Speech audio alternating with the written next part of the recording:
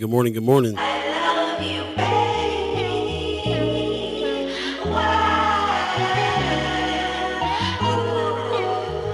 Try that again. Good morning. Good morning. Good morning, team. Well, good morning. Check, check, check. This thing on. Can you hear me? Gotta wake up. He tired, boss. First Sky Omaha Radio. First Sky Omaha in the morning. In the morning.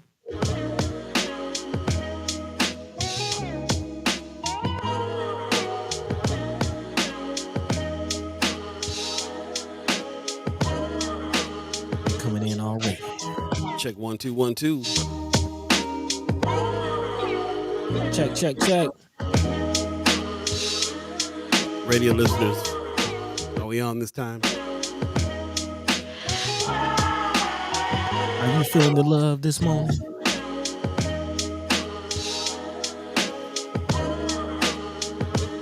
Oh yeah. Welcome, welcome, welcome, welcome.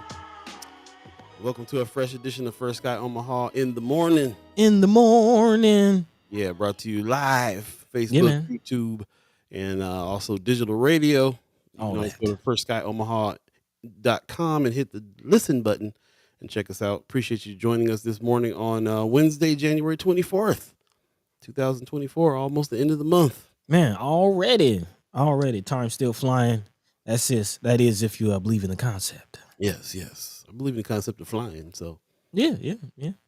flying. And you know, and time to a certain extent. Welcome. Appreciate you guys getting up early this morning. I see we got people in the chat already. Pops in the chat. Wednesday forever may be my favorite day of the week. Okay. And here we are again. Much love, First Sky fan. Appreciate you, Pops. Yes. Welcome. Top of the morning to you, or more so like middle of the morning for you. Yeah. Thanks Top for of tuning last in. night for you, right? Right. Definitely thanks for tuning in. Sister Kimara coming in nice and early, letting the sun shine in. Saying good morning, y'all. Top of the morning to you. There you go. Good morning to you. Can't wait to hear from you today. Yes. The Kimmer reports going down. Leia Keister in the chat said, "What's up, Wednesday? What's going on? How you doing?" Yeah, a lot of love for Wednesday. A lot of energy for a hump day. I appreciate that, y'all. Jess Parker gives us a good morning over there on Facebook. Appreciate you very much. Facebook and YouTube running this morning. Okay. Sounds Things good. are working so far. Thank y'all for letting us know things are on top. Let us know, how we looking, how we sounded, how you feeling this morning. Yeah. I'd love to hear from you. Also, the radio channel.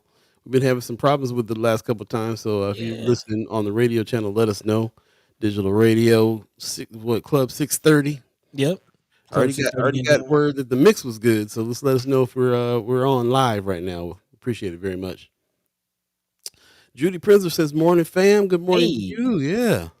Everybody coming on in this morning. You're right. There is energy for hump day. I don't have it, but Man, yeah. feeling a little hungover from Mondays. I think that's what that is. It's not really feeling like and I'm feeling more so beginning of the week than end of the week. I'll say that. Right. Yeah. Rome's reviews, man, on the chat with the tunes this morning. It's the end of the month, so grab your bills and come on. Okay. Yeah. That's all the first of the month means to me nowadays. Rents do. Yeah, you making my back hurt even more. Well, come on, man. You're too young for all that. Wanda Lewis gives us a good morning. Appreciate you. Kimmer says, "Up in here making breakfast sandwiches." Say what? Okay, sandwich. You making deliveries? She said, "Almost burnt my egg trying to make sure I turn the show on." No, don't blame that on us. Don't blame that on us. Don't burn the bird. Don't do that. Yeah. But again, once again, welcome Wednesday. It is Wednesday. We're trying to bring back a little bit of a Women's Wednesday. So we do have special guest Kimara Snipes coming on through, and she's been hitting a lot of these meetings and writing a lot of notes down. She got reports on reports on reports. So I really appreciate you coming on and tapping into your knowledge there on some things that's happening. We definitely pulled some headlines from the Friends of First Sky Omaha that's relevant to the things that you've been talking about. Yeah. Yep. And continuing the conversation over there on Friends, I appreciate that very much as well, bringing a context to some of these stories. So appreciate that very much. We also got Chris Baby Boy Bowling coming on today. Hey, baby boy. Yeah, you know him from The Reader. He's over there at Flatwater Free Press now, continuing his coverage on the police and all kinds of other things. So look forward to speaking to him a little bit later on in the show as well. So other than that, it's going to be, you know what it is around here. fresh edition and good conversation and getting down to the nitty of the gritty on Yeah, this. all of that, all of All that. of that. So How you yeah, feeling over there, definitely. buddy? I'm feeling good. I'm feeling good. Again, aside from my back, I don't know what it is last night. I slept but didn't get quality rest. You know what I mean? So Mm, back hip kind of bother me right now. So if you see me kind of adjusting, just know mm.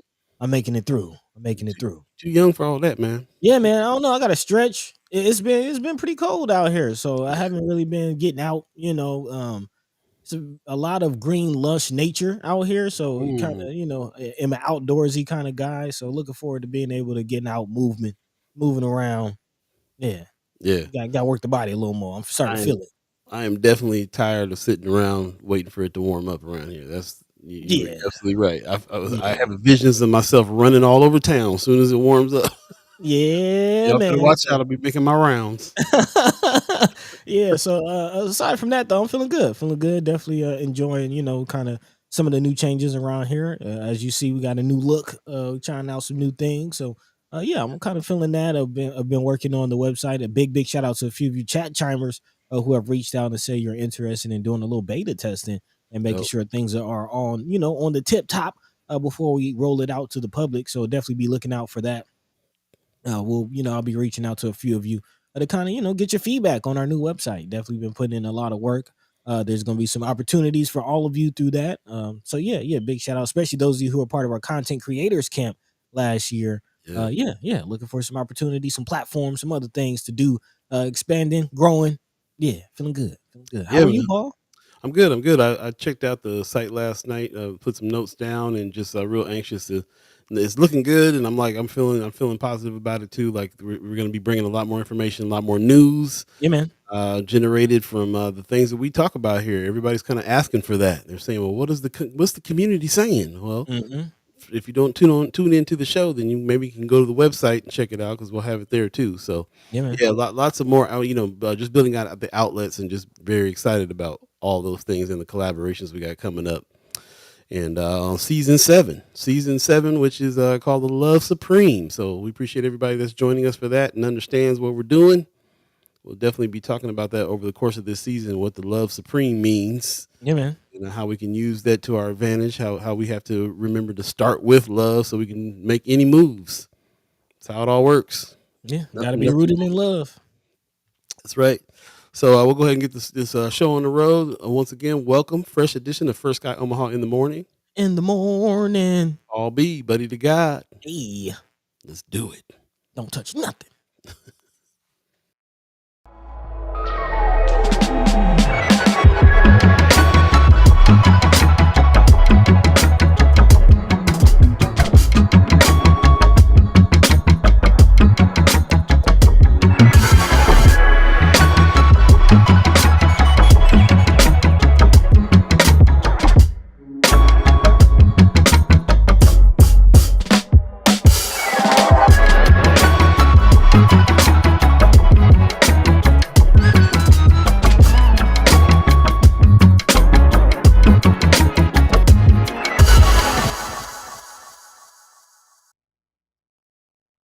Good morning, good morning, good morning. Thanks for joining us once again. First Guy Omaha Radio. This is First Guy Omaha in the morning. In the morning. All be buddy to God. All of you Hey. chat chimers, ghost listeners, radio listeners. It is Wednesday, January 24th, 2024. And thank you very much for joining us on this early morning. We're live on Facebook. We're live on YouTube. And you know what this is? This is conversation. So we really appreciate everybody joining us so that we can get busy with the items of the day and all the good things that we got coming up. We definitely got a lot of things to talk about. Thanks to you once again for putting in articles in Friends of First Guy Omaha, telling us what you want to talk about, expand on. We take those articles from places like Omaha World Herald, KMTV, Nebraska Examiner, and the Flatwater Free Press. We dive into those articles and discuss them. Some of those entities we got to kind of read between the lines on some things to pull some Man, information out man. because of how slants work. But we do our best, and you are the ones that are out there helping us. You, the co-host, so we appreciate your input as well. You can always go back and watch this show in its entirety on Facebook and YouTube. Definitely check out the chats when you do, because there's always a lot of good information in the chat as Man. well. Also, right now, if you could do us a favor, spread the show. Tell a friend, tell a friend. Copy the show on your page so that other people can watch it from your page as well. Share it if you would. So really appreciate that. Jay Carter says, good morning. Good morning to you, sir. Appreciate you. Rose Reviews is telling us, giving you some advice there, buddy. Use peppermint Yeah. oil for a sore back. Okay. Okay. Might have to use that on the back and the hip and the back. Hey, But hip in thank my you, back. thank you. Yeah, yeah, yeah. All that. But yeah, yeah. Thanks for the tip, man. I'm gonna have to try to check that out, man. I'm sure a nap will help. Didn't really get like I said, quality sleep Yeah, last night, so that'll definitely help. I didn't get Also, one wink of sleep last night. By the way, yeah, man, that rest goes a long way. That rest goes a long way to get you right. Also, I'm kind of fighting the cold, man. Looks like my son brought some back from school. mm. Then it spread to my daughters and my lady, and now Oh, I'm yeah. I'll hashtag definitely kids be be dirty. man. Kids be dirty, man. So I'm definitely gonna be quarantining myself in this here room. Keeping my distance. I hear that. I hear that. We got to do that T-shirt. Hashtag kids be dirty. Yeah, man. Yeah, Yeah, man. Big shout out to all of our child care providers out there on the front lines. there you go. On the front lines for real. Tony Johnson is asking Brother Carter, how has the response been to your request for commission volunteers? That's a great Okay. question. I'd like to know that answer too. Yeah, How you been yeah. getting some volunteers, and what can we do to boost that message and get some volunteers there? Also, Mama Gawd in the chat saying good morning. Good morning to you. Hey. Appreciate you joining in. I was saying I did not get a wink of sleep. Have you ever had one of those nights where you just really literally are just staring at the ceiling all night, mind going, thinking of things, plans, too excited. It's a mix of excitement about plans and excitement about the things that are happening. Mm-hmm. Your imagination's going, and you just cannot get to sleep. I, Yeah, I've I stubbornly tried to lay there all night to make myself do it, and it just wasn't happening. So, yeah. I mean, that's pretty much the same thing for me, man. I really didn't get to go to sleep till like 2:30 this morning. mm, Just kind of up, same situation, man. Just mind racing. Try to listen to some music, trying to do some meditation, try to do some things to ease the mind before sleep. But yeah, yeah. Okay. should have put on a little Andre 3. Man. Andre Actually, I've done that a couple times this the last couple weeks. It helps. It helps. That new flute album, was it Andre. a new Blue Sun? Some Andre Flute 1000. Yeah, man. If y'all haven't heard it, definitely do yourself a favor. Get some of that sound therapy. Yeah, Yeah. vibrations.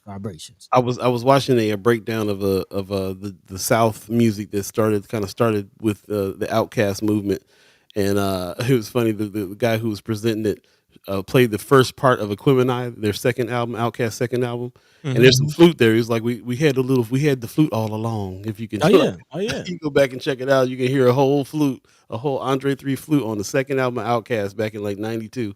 man. What really surprised me is I didn't know he was doing all the artwork of all the albums. Like Hmm. he was drawing a lot of that artwork. Very talented cat, man. Very talented cat. Kind of embodiment of Love Supreme. Yeah, Really, kind of using his spirituality, using his art, using his voice, using his lived experience to kind of all pour in, to the art and really have a message out there for the people. So so yeah, true, so true. yeah. Shout out to Three Stacks. Definitely in the sevens. He's definitely in the sevens. I mean, he named his son Seven, so I mean that tells you a lot, a lot of what you need to know right there. Season 7, yes, yeah, Yes, yes. Rome's review says count backwards from 300 by threes to help get to sleep. man. Yeah, he got Let some. me find out. You got a whole book over there, like home remedies. He said also says peppermint oil under the nose helps with congestion as well. So just gotta figure out where to get some decent peppermint I oil, did know that he gonna have you smelling like Wrigley's gum though, but man. it works. It works. Smell like grandma's purse. My cousin calls hot Big Red. He calls it hot hot mama's breath. Yep. Yeah, I know you ain't talking though, man. You got the dish, the granny dish of Werther's over Oh there. yeah, heck yeah, bro, man. Not even Werther's. Before that, the butterscotch discs. We go, Man, we go way back. We go way the back. Granny butterscotch. dish. Yeah, man. Jay Big shout out Carter. to Mayor Sanchez though. Thanks for the help. Right on. Jay Carter in the chat says, we have had a couple of people sign up to serve on the commission, which is desperately needed. However, not many have come forth to actually serve as a volunteer or any particular on any particular committee. Okay. Okay, So okay. we got Man, we definitely have to have you and Sister Gwen Easter on to kind of give more information about what it is that you're looking for, what it is that you're, working on. I know you just kind of really gearing up. I think the commission was formed back in 2021. I want to say Mhm. is not too old, of an entity. So yeah, let us know more information. Where can people go if they would like to volunteer? And what are you looking for? What do you need help with? And whenever you're ready to come on, holla. That would be awesome. Hey, I just wanted to mention something that I was reminded about in my thinking spiral last night. We do have a list that Amy H. Dot helped us start to build of black businesses, and we kind of Hmm. pin that and on the top of the Friends of First Sky Omaha page. It's a form, and I just want to remind everybody if you are if there's a black owned business out there that's not on this form, go ahead and check it out. Like I said, it's pinned at the top of Friends of First Sky Omaha. We'd love for you to put your information in there so we can help build that database out. Hmm. And we got a lot of stuff going on this next year where we want to really kind of gather everybody together to be able to find, let people know where to go, events that we got coming up that we would love to partner on with people with, and so on. So Hmm. just want to remind everybody about that. Yeah. Also, I see my man Guillermo Enrique Pina Valaderes is in the house. He says, "Been a while. Good morning to you too. Appreciate you Yeah. seeing your name again in the chat. Welcome Uh, back. Welcome back. I hope your holiday was well." And yeah, man, good to see you again. Appreciate everybody that's came in this morning. Again, share the show. Tell a friend, tell a friend, tell a friend. Got lots to talk about today, buddy. Kind of want to kind of run down a little bit about what we got going on today.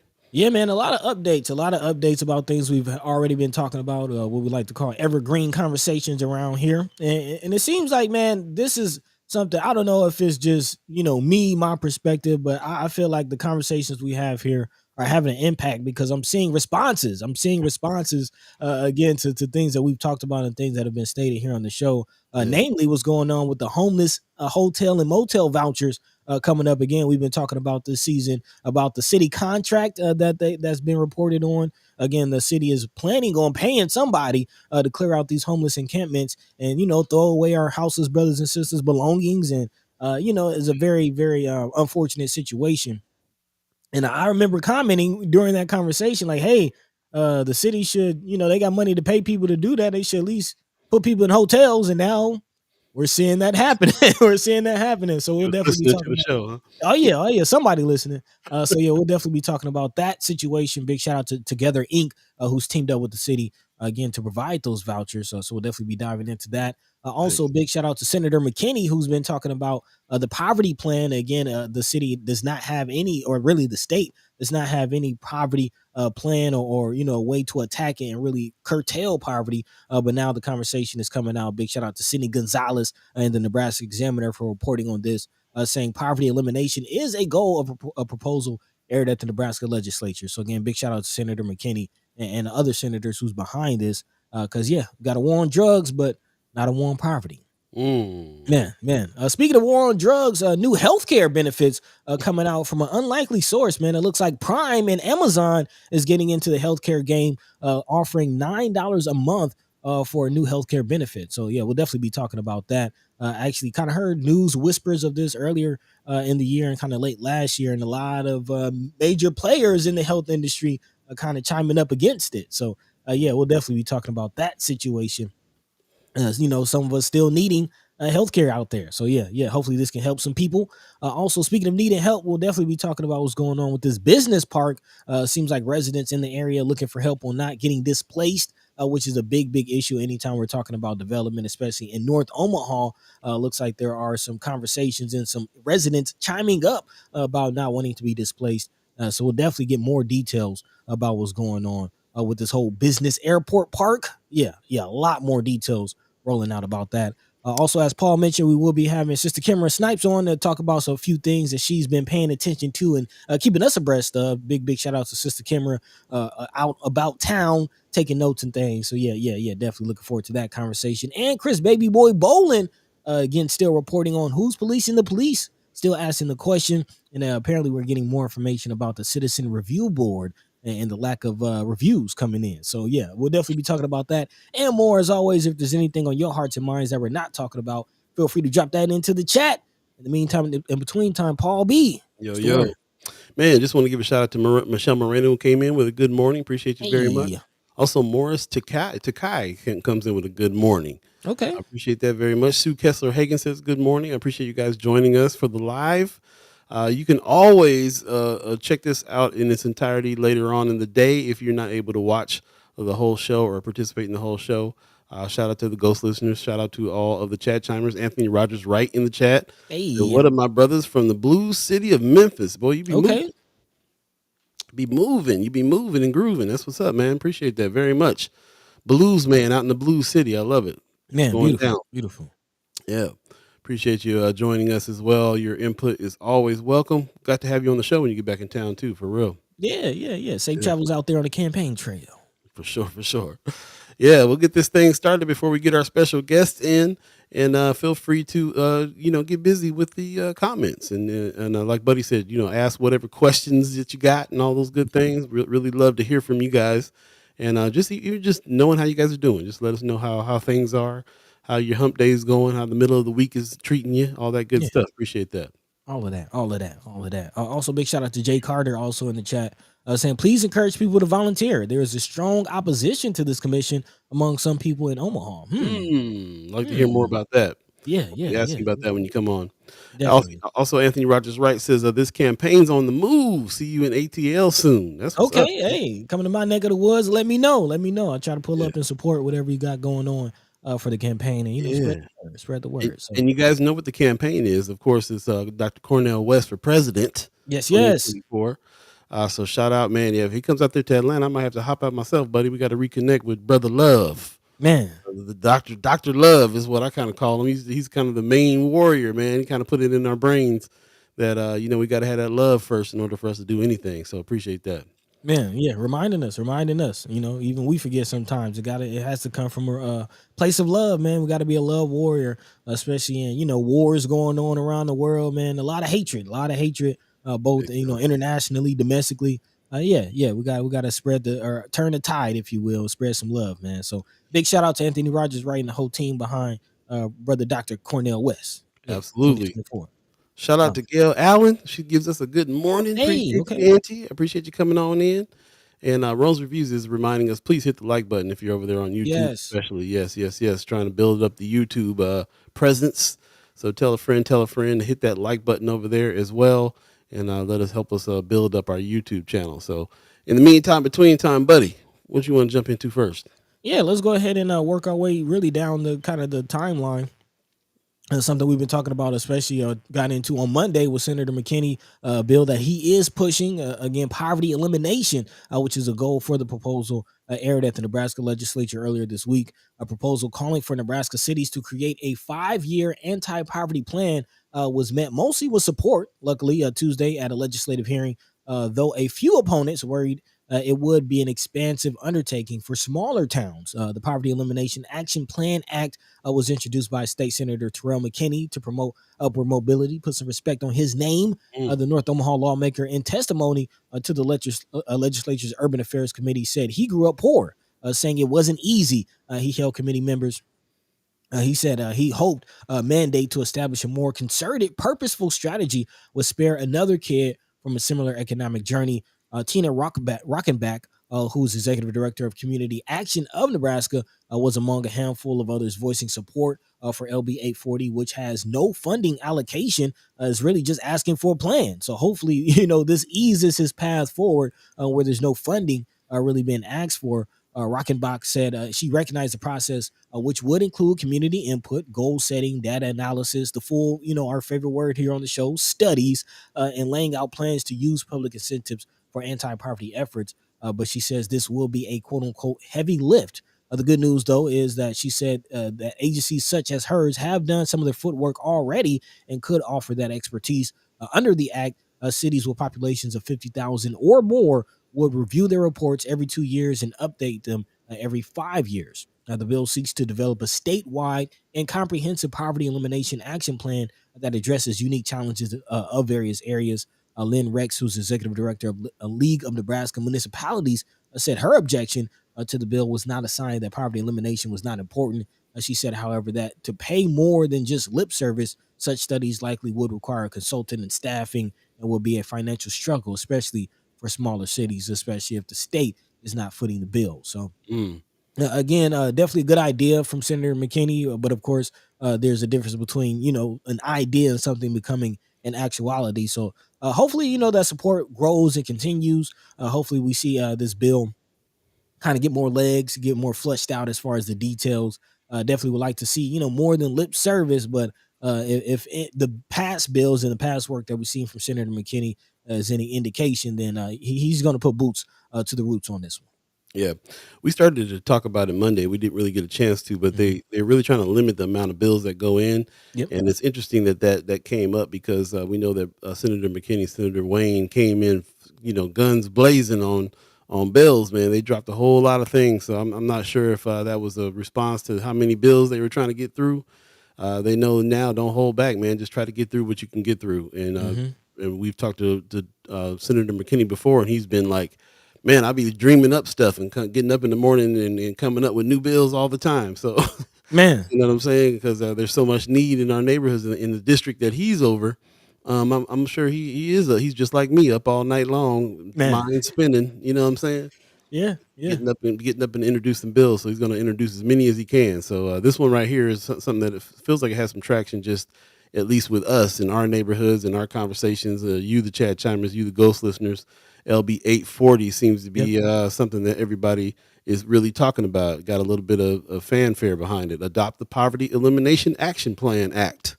Huge one, and directly affecting District 2. So shout out to Senator Terrell McKinney, put some respect on his name, and we'll keep on doing what we can do to try to help push that.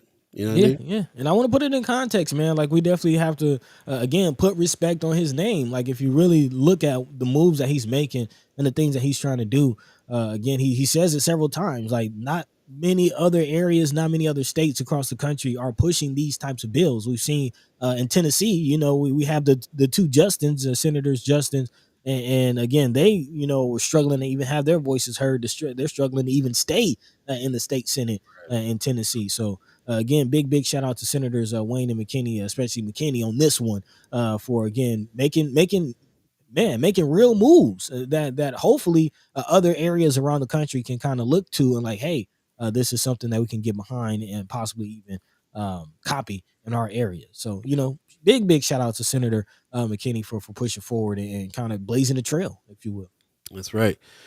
Sometimes my eyes start glossing over a little bit when I'm talking about politics and I'm talking about legislature and I'm talking about laws, but I keep reminding myself that what we're why we're talking about it, why we stopped everything that we're doing to talk about this stuff is because of the fact that these local laws affect us directly, even Hmm. more so than the national laws do.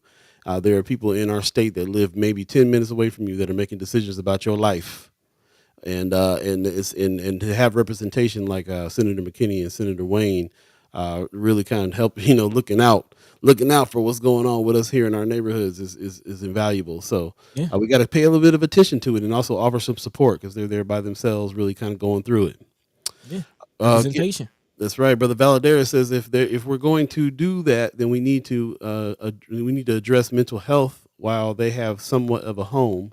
Man, man, that's a good point. And that might be a question for Senator Wayne when we have him back on. If you remember, he did have a PTSD bill prepared that really didn't move too far last session. Maybe that's something that he can bring back, dealing with mental health, especially in our communities. Again, big shout out to Senator Wayne for that.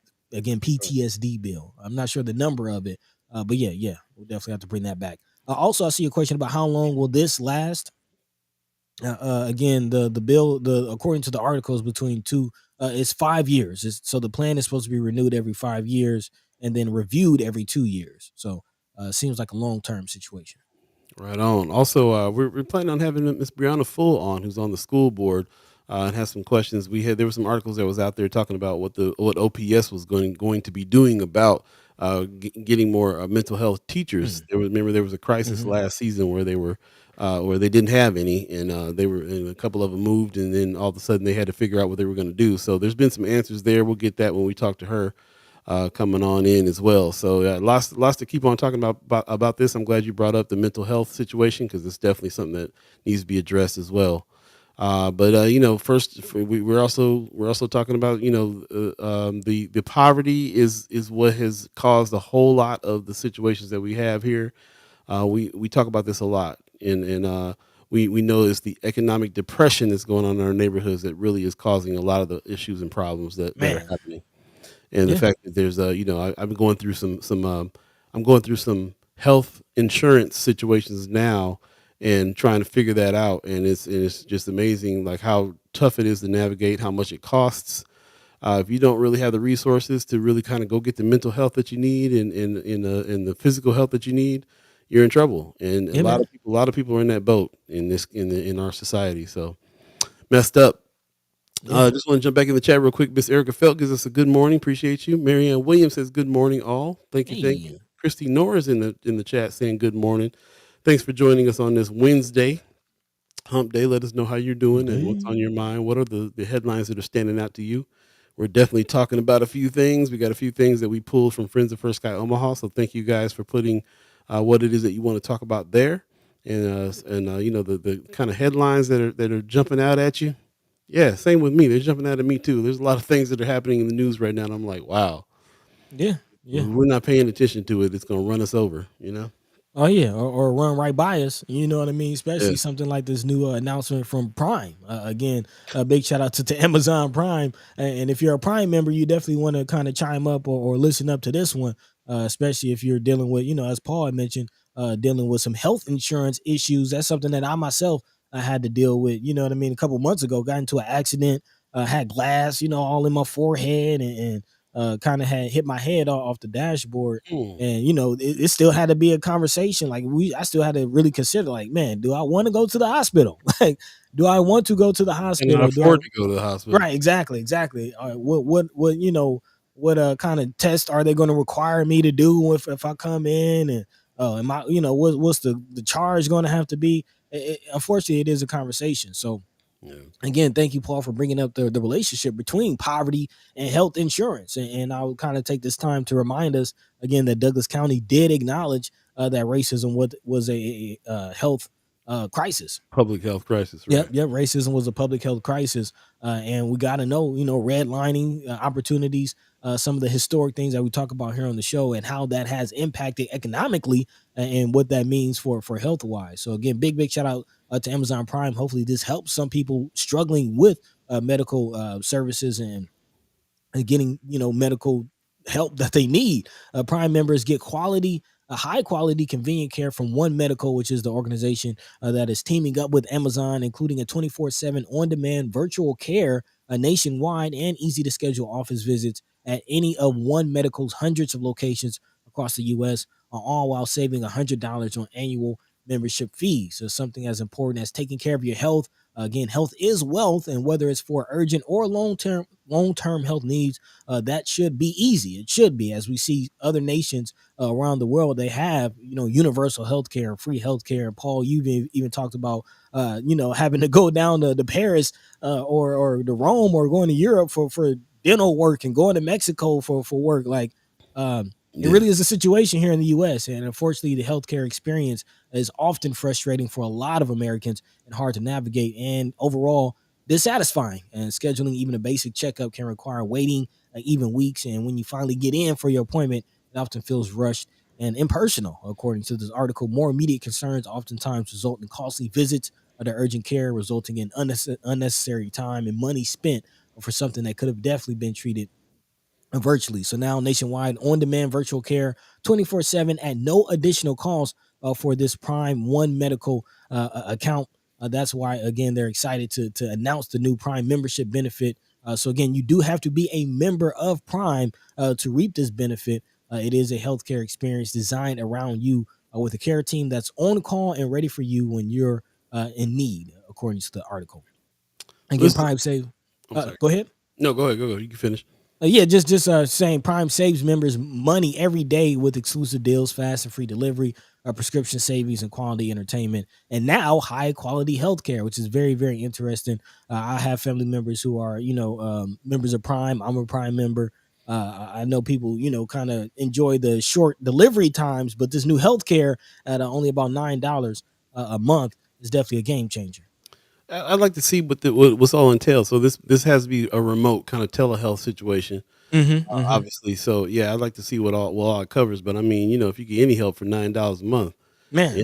yeah, I'm definitely gonna check it out. The only people I really heard talking about it was some investment guys, the Earn Your Leisure cats that are talking about investing in Amazon because they're making this move and Mhm. according to them, they're about to kill the game with this stuff here. So they kind of dug into what the service is, and from my understanding, it's definitely telehealth. It's definitely you can get certain prescriptions and stuff like that. Being able to talk to a doctor over the phone and then get prescriptions. The prescriptions are going to be a lot cheaper and so Yep. on, which comes right in time, man. I just saw an article about Senate Republicans on Sunday blocked $35 monthly cap on the cost of insulin Yeah, in the man. private market. So, we got Republicans out here blocking, putting a cap on some of this medication that is like people need for their lives, Man, and it's a really really messed up thing. if you Miss Erica Felt in the chat is saying there are two drugs that have been suggested for me to keep breast cancer from returning, but mm, my insurance doesn't cover them. I have two more surgeries to face, but can't close my business again so soon. Man, man, I mean, decisions, decisions. how many people find ourselves in situations like that? Yeah, yeah, yeah. And just kind of makes me think of the Martin Shkreli, if you remember, farmer dude, farmer bro. He was like charging like $700 for a pill. That I think it was a diabetes pill or something like that. Fool's in Yeah, jail right now, ain't he? yeah, yeah. Behind that and some things he were doing behind the Wu Tang album. Yeah, yeah. That's a Yeah, whole saga right that there. But yeah, fool. that's where my mind goes, man. Big pharma. It's the thing. I mean, even in Omaha, if you remember, Mutual of Omaha and some of their subsidiaries recently found themselves in the news for not honoring certain benefits and certain policies that people were paying for, and again, not giving them the service that they need and paid for. So this is, it's interesting looking for, or when you see a new player in the health industry. Absolutely. Pop says I had two hospital stays in the last 6 weeks. The bill was $75,000.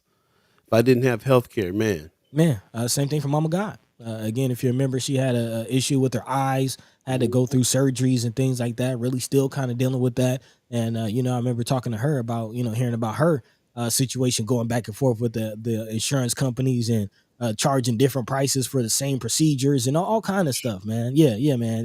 Crazy. It's a scam, man. And you kind of get into the nitty gritty of it. Big pharma is big pharma for a reason. That term, Absolutely. it's a real thing. Tony Johnson in the chat says, was a key label to get to allow Charles Drew to get millions of dollars, follow the money to make sure efforts match.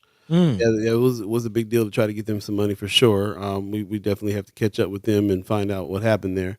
yep. Also, Miss Erica Fell says my friend texted me from Turkey yesterday. She just paid $7,000 for all new teeth, and that included her hotel and airport transportation. That would have been close to 30K here. We Yep. have a problem. Anthony Rogers Wright in the chat says healthcare is a human right. We could have a single payer system in this country if both parties weren't more concerned with funding war than investing in lives. $900 billion military budget, more than the next 10 countries combined. Yeah, man. Yeah, man. Insane. Miss Erica Fell says my monthly shot to prevent cancer that I go into CHI for is over $12,000 for one shot. Can you believe that mess? That's ridiculous. Uh, Pop says the two stays that he was in the hospital for that money was only 5 hours each, and again he had a what was it $75,000 bill, Yeah. just insane amounts of money, Yeah, man. insane amounts of money. It is. It is. I mean, compared to what Prime is asking for, it's kind of crazy. Again, this new Prime membership benefit is available to Prime members for only $9 a month, or if you want to pay annually, you can pay about $99 annually, up to $100 off the standard one medical membership fee, which again is the company that they're partnering with. And it's not just you. Also, if you're a Prime member and you have family members that you want to include in this, apparently you can add up to 5 additional memberships, each costing about $6 a month. So, you're looking at a fraction of a cost to cover the family for some benefits that you could really need. I mean, how many times have you gone into the doctor and kind of they tell you to lay down, or they just give you some Tylenol and end up charging you a couple thousand? Like, maybe some telehealth could go a long way in some of the services that we need. Well, a lot of people are doing telehealth. A Hmm. lot of people. I mean, a lot of entities are. I know that UNMC out here does it. So that's part of their program too. The insurance that I had before, I was able to go into the doctor for certain things that they needed to see or whatever the deal was. But there was a lot of telehealth visits that I did as well. And a lot of times when I could just call the doctor up and they would go ahead and send over the prescription to the pharmacy and I could just do it over the phone. So Mhm. this is definitely I can when I'm trying to visualize how this Amazon thing is going to work, that's what I go to. I go to the experience that I had with the telehealth with UNMC.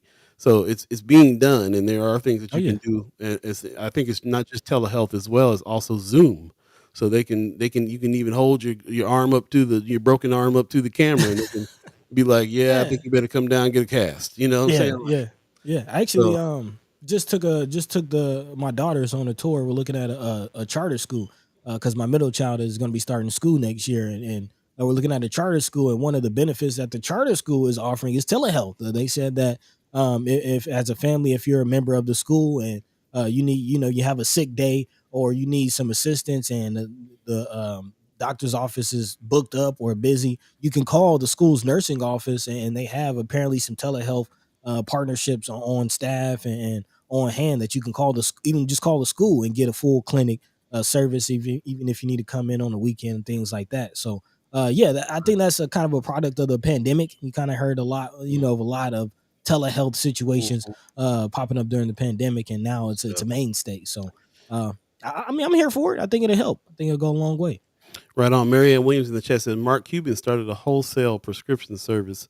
Ignore people who don't have insurance or insurance won't cover. It's called Cost Plug Drug. Hmm. Miss Erica Fell says it's a very good service, but unfortunately, there are many drugs that refuse to participate, including cancer prescriptions. So Man. there's definitely some limitations there. She says worth checking out for many drugs, though, as Marianne Williams is saying. So All right. Thank right you. on, right on. I see Gail Allen got sorted out by one of the chat chimers. Yes, yes. Some of those comments are coming in Facebook. Some of the comments come in YouTube. We're trying to really bring everybody over to YouTube. It's kind of so that everybody can kind of see each other's comments more regularly and phasing out Facebook over time. So just keep that in mind. Also, Brother Van Valadares says we need more nurses. We're Yeah, man. losing them. Yeah, says I retired this year, man. Yeah. Okay. Okay. Yeah, I have to hear about your service here for the time that you spent, what that was like. Tony Johnson in the chat says, "What with the amount of money surrounding colleges bringing under addressing health disparity, this should not be an issue for Black Omaha."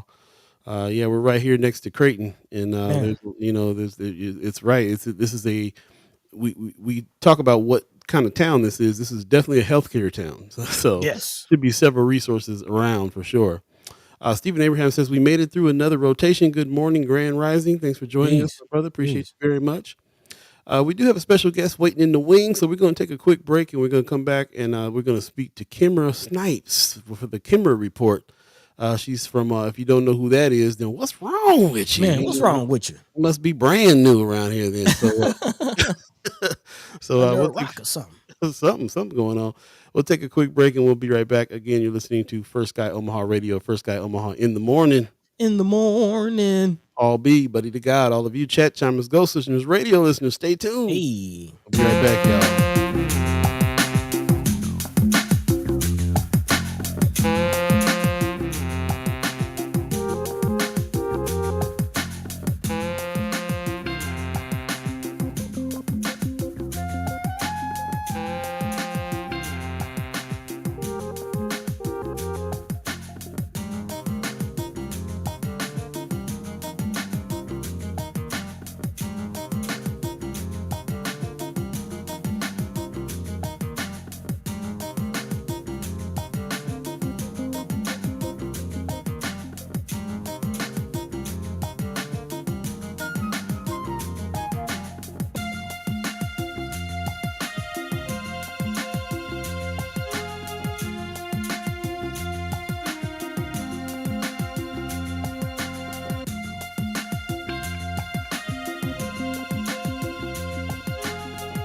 Welcome back, welcome back, welcome back, welcome back. You're listening to First Guy Omaha Radio, First Guy Omaha in the morning. We got Miss Kimara Snipes in the chat.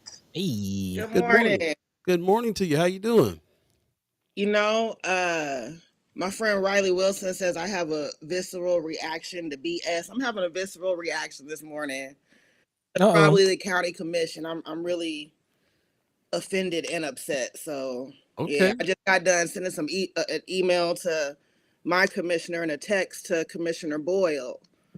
Yeah, You in the mix right now then. yeah, I'm really upset about this public comment stuff. Well, let's So jump Mhm. yeah, into it. Tell us about it. I was watching the meeting because so the news called me about it. So I found out very last minute. I don't follow the county board agenda like that. I don't have time. And Mhm. so I went and watched the meeting and just listen to the things that the commissioners are saying. I sent my commissioner an email yesterday. Well, I sent him a text first to ask him about it, like, hey, like, what is this about? The news called me and said we'll do whatever. And he said that, during the public comment time, they deal with a lot of comments from people, and it's usually about elections or turns into anti-Islam hate, none of which I support, clearly, right? Mhm. And they trying to get rid of that. And I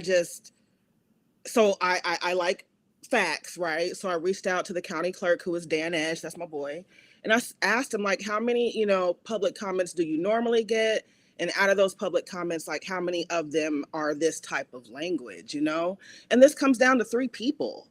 Mm. Three Mhm. people, and I listened to the meeting. And they're saying stuff like they don't know of any other forum in Omaha that allows this type, any other government that allows this type of forum. One of them said he's never seen this forum even in other cities. And I'm like, I sat on school board during 2020 Mhm. when we would get 25 public comments and be in meetings till 11 o'clock midnight, Right. listening to threats, having to be escorted to our cars by the police. And Mhm. y'all sitting up here getting rid of public comment, not even acknowledging that there is a government here that does that, which means you ain't paying no attention to school board. Okay. Mm. That part. And to say that after we sat through that during 2020, and none of us ever said we should probably get rid of public comment. And It's it's like just looking for any excuse. It sounds like. but it's like, and I get it, well, I don't get it. Not from three people, I don't. Not sitting through Mhm. 25. But I understand, the opposition to hateful rhetoric. I get it. I heard a lot of it sitting through those meetings. But, people still have the right to lift up their voice. You know what I'm saying? And what happens when we have another large situation and people need that outlet? And and they say that, well, you can still comment on any agenda item. Well, what happens if I think of something 10 minutes before the meeting and it ain't on the agenda? Mm. No, it's like just it just baffles me. There's a lot of it that baffles me. And again, saying that there's no other like government that allows this type of forum when we got the school board, which is one of the largest in the nation, sitting right here, that does exactly that. So I'm very disappointed, and I told them both, I was very honest that I battled with even expressing that because there's this whole angry black woman thing. Mm. Mm, Mhm. You, you, happy. you just gotta go on and be the angry black woman because Yeah. this is the year of the angry black woman. They just gotta go on and go and be angry. Ooh, I'm telling you, because it's just ridiculous though. And again, like, we have the right to say things. And just because you don't want to hear it doesn't mean somebody doesn't have the right to say it. I think that you kind of also maybe set a precedent. You know what I'm saying? Oh yeah. And it's just not the precedent I think should be set. If I want to come to a meeting and present a public comment, then I want to do that. Maybe I'm researching something. I ain't got time to call you and say, hey, can I put this on the agenda? Maybe I ain't got time to do that. So But that was as my a, question. uh-huh. How do you know like how what's the process of getting something on the agenda? Well, typically you have to have it like maybe 5 minutes before the meeting start. Not on the agenda. You can call your representative and say, hey, I would like to get this put on the agenda. You Okay. can do that, right? Okay. But there's always a what if. Mhm. Mm-hmm.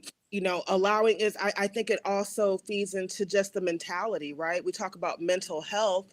That may be an outlet for someone, Mm, and just being able to come and be able to provide public comment when they feel that they want to or need to.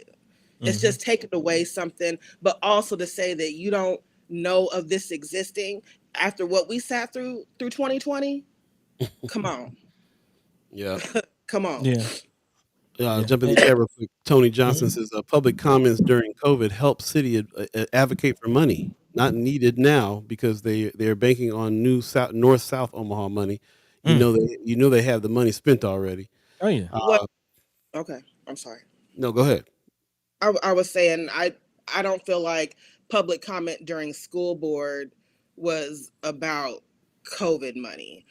Public comment during school board was about mask. Public comment during school board was about CRT, which we had nothing to do with. And that's something else. Some of the comments I heard from the commissioners was like, they're bringing up stuff that we don't even do. I know. I Mm-hmm. know because we dealt with it, Mm-hmm. but it wasn't three people. It was 25. And so, yeah, but public comment was a lot of things. Not it wasn't just like COVID money. It was a lot of things. And ask anybody who was on the board at that time, it was a lot.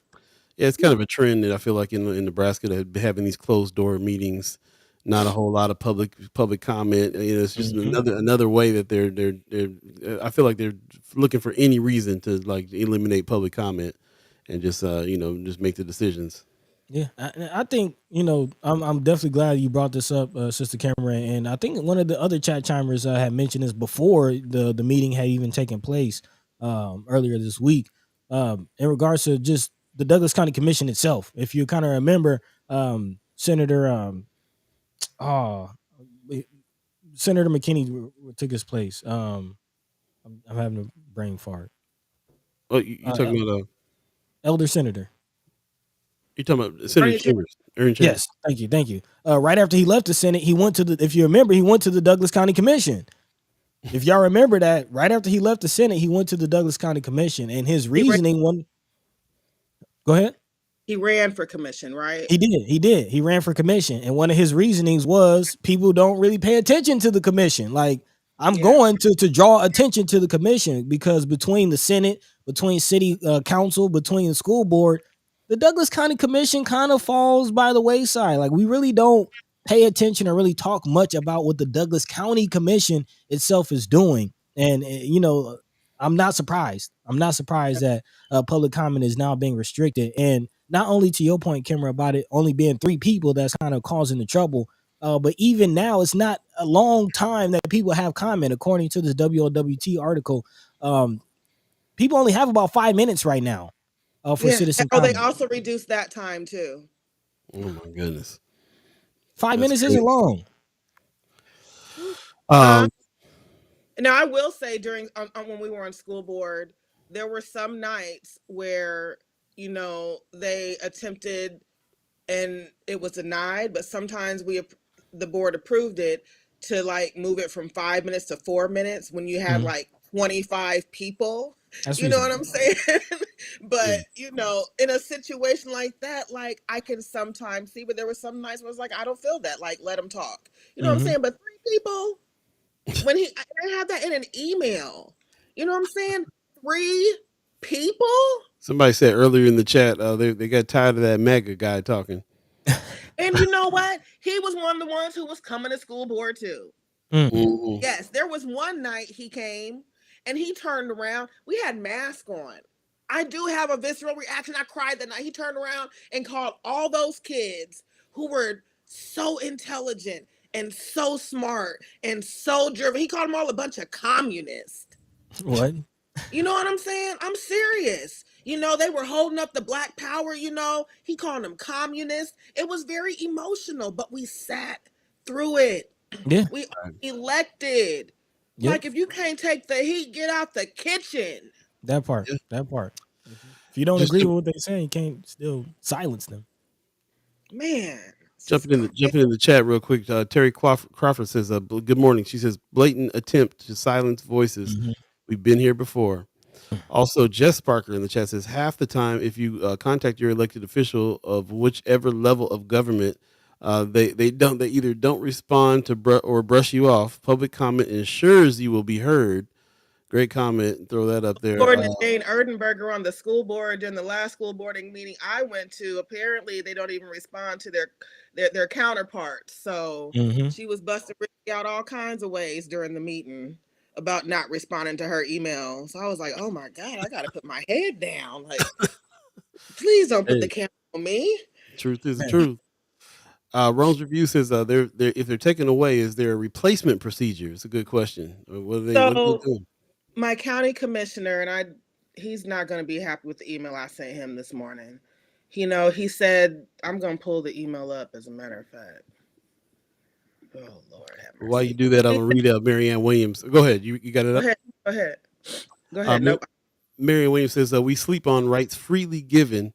We should pass laws protecting those rights while we still have them, rather than wait until we lose them.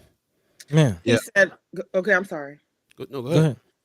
No, he said, because I basically emailed him and told him how I felt about it. And I also mentioned the fact that not only did we sit through it, we wasn't getting paid.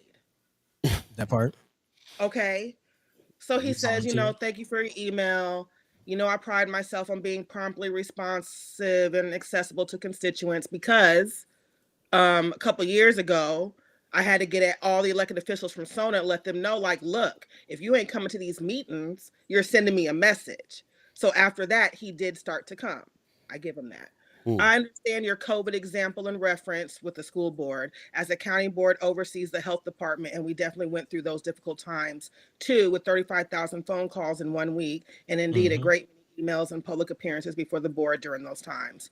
Okay, thank you. Okay. I assure you that the proposal before us today is one that has me torn. As I told my colleagues, that I see the value of having a citizen's comments, but then also see their point of wanting to engage with citizens on actual business before the board, which they can still comment on alongside the other rationale, I think is what he meant, they'll state today and have stated. If it goes through today, I'm already thinking of ways to still have forums in public and at the board meetings that will still allow opportunities for open comment. I'm not going to read the rest. My response was, yes, I know the county board oversees the health department. I've been interacting with local government for quite some time. It's interesting that you brought up knowing about the work done while on the school board, because when I watched the meeting, not one time did you correct any of the commissioners who expressed that they knew of no forums here that operated this way. And why does it take voting out public comments for you to start putting together forums in public? I battle with sending another email because it usually ends up with me being labeled as an angry or hostile Black woman. And I recognize that as I try to build relationships with the county through my job, my decision to voice my opinion as a citizen could come into play. But I would be less than myself if I didn't express my disappointment. I'm pissed. Yeah. What I mean, how can they do this? According to the WLWT article, there are some rules in place. There are some acts in place that kind of govern this type of activity. Under the Open Meetings Act, public bodies like the county board can make and enforce reasonable rules and regulations. It's not required to allow citizens to speak at each meeting. However, it cannot forbid public participation at all meetings. So again, that is a distinction that we should keep in mind. Shout out to Sister Jaquela Yarborough, who is running for Douglas County Commission. I think she's going up against Chris Rogers. Yeah, thank you. And he was not present during the vote. That's definitely interesting information. The email that you just read, that was from Commissioner Boyle, correct? No, that was from my commissioner, Commissioner Garcia, who was also the chair of the county commissioners. Okay. He replaced Mike Boyle, whose daughter is Maureen Boyle, who was on the county commission. Yes, okay. Who I texted this morning. And I like her, you know what I'm saying? Like, I like Roger, but I can like you and disagree with the way you're doing things. Right. And I hope that they can separate the two, because the way this is, y'all making $50-some thousand a year. Come on, man. You can sit through some public comments. I don't care. I just especially if you're only talking about 3 people. like you Three have stated. people. Yeah. Yeah. Um, where we at? Where is this in the process? They're going to vote They on, already voted on it. and the vote said they're taking it away, Yep. and so that's just a done deal. At this That's point, just there'll be a done deal. no public comments. Unless, you get a commissioner to put it on the agenda and bring it to a vote and they all decide to bring it back. But my Mm-hmm. experience is like, especially here, once the law is a law, that's just usually the way it stays. It's very hard to get things off the books. It's easier to put them on. Hmm. Jay Carter in the chat says, when public officials do not invite the community to the table when they are planning your fate, they certainly don't want to hear you after the deals are done and your fate is sealed. Yeah. And that Um, is the reason why, like, even my work with One Omaha, right? One of my part of my program of work is putting together this public engagement template. Even when I went to the meeting Saturday, and they would Dr. Crawford out there getting on Mike Maroney. You know what I'm Mm. saying about the lack of public engagement with when they get these grants, right? There's usually a planning grant, which is smaller, and then an implementation grant. And Mm. so, she got out. I'm like, why wasn't, their community involvement with that? hmm, Every time I go somewhere, that's the biggest question, right? And so this is what I'm trying to address through One Omaha, right? You have to connect with residents, period. Even if you Mm-hmm. look at the city charter on the first page, I can't remember the verbatim words, but that's basically the concept of what it is saying. You know what I'm saying? So I went to Mike afterwards. I'm like, look, like, if you need to engage community, you need to holler at me because this is a problem. Mm-hmm. It's a problem. this really goes to that, the notion that your neighborhood association, you getting together with your neighbors first, you guys having developing a relationship with each other, and then going through these things and understanding these things can kind of chime up and be able to speak up a little bit, and hopefully stop some of this stuff going away like this just did. It's really unfortunate. I guess the solution now is that you're supposed to call your representative and give them your statements. Give them your statements, and then those will be addressed when those discussions happen again. Is that the only recourse they have now? So if there is an item on the agenda, you can provide a public comment on that. Mm-hmm. Outside of that, there is not any sort of public comment where you can just go up and say whatever because of these three people. Let's be honest, it's three people. That's what the county clerk told me. Now, if it's not three people, based on what the county clerk told me, then my bad. But that's what they told me. And so, yeah. But I also heard something interesting watching the meeting, and they talked about, maybe people need to like listen to these meetings more. $1 million in bond payments in the month of December. Wow. Yeah. I'm just saying, Uh, just something but that caught my again, attention. Um, again, the Douglas County Commission falls through the cracks. yeah, and they are $1,619,735 under budget. Hmm. Yeah, yeah. That's So interesting. Again, remember the Douglas County Commission is still behind what we call the kids jail yeah, downtown. They're behind that. And even that, it hasn't. I haven't heard much conversation about that. But to my the health understanding, department, Tim, go ahead. the health department. Yeah, yeah. I just mentioned it earlier. Again, racism as a public health crisis. What does that mean? Like they reported on the designation, but what has the Douglas County Commission done to really put some teeth behind that? So I will say somebody interesting, and I really like him that maybe y'all could talk to about that. We've had some great conversations. Is Andy Wessel from the Douglas County Health Department, Mm. Okay. Wessel. Like you can tell that like he kind of lives for this type of work. He's Hmm. one of those type of people. He'd be somebody to talk to about that. He actually support the county actually supported through that. Do y'all know Virginia? She's a rapper locally, but she does some other stuff too. And so she put together those community forums that were happening on Hmm. Sundays. Mm-hmm. So the Douglas County Health Department, Who was that? God, Miss B, I don't remember her name, but she was doing the forums. Y'all were sharing them. Mm. Y'all were sharing them. And so that Douglas County Health Department supported that, right? Mm. Mm-hmm. That's one of the things that they were doing. And so like I think that and this is something I say all the time, like I think that people within these organizations have good intent, right? They don't know exactly how to go about doing it because we're in Omaha, Nebraska again, that's super segregated, as I always say. And so Mm-hmm. people are limited their experiences. And when that happens, it's very uncomfortable to go and enter into other spaces. And so when that happens, we do the very minimal, the littlest Yeah. piece of that we can. And so again, like with One Omaha having, my board was telling me like, Kimmer, like there's nobody else who could come in and just like do what you're doing, right? Because and that's just happened organically. Again, I've been doing this for 20 years. You know what I'm Mm-hmm. Right. saying? I've been stomping in North and South Omaha all my life. You know what I'm saying? So like to have these connections and these relationships, now it's kind of coming together, and I've put together my program of work for One Omaha. And so I've got some things going on with that this year too. I'm actually working on right now. If you want me to talk about it, I will. Mm-hmm. But it's up to you. Hmm. Yeah. Did you want Yeah. me to? Oh, I can't. Well, Okay. it's up to So you. What you want to? What no. you It's want your to talk So about? report. I told y'all I put Whitney Richardson on the board. Hmm. Um, and not because she's my friend. I'm very strategic. Whitney is a lawyer, and not just a lawyer, but she brings an outside perspective. One of the things that she tells me all the time is that, especially as Black people in this community, there's a lot that we have that we don't see. Mm. When you've lived in other communities, it's easy to come in and kind of see what's happening in this community. And I say the same thing about Vita Jeffrey, to be very honest with you. I think that she sees a lot of things too. We're very siloed here and we don't always accept outsiders. But Whitney Richardson is on the board, and she's also a lawyer and brings that expertise with her as well. When One Omaha was created, it was created by this super dope woman named Julie Smith. I love this woman.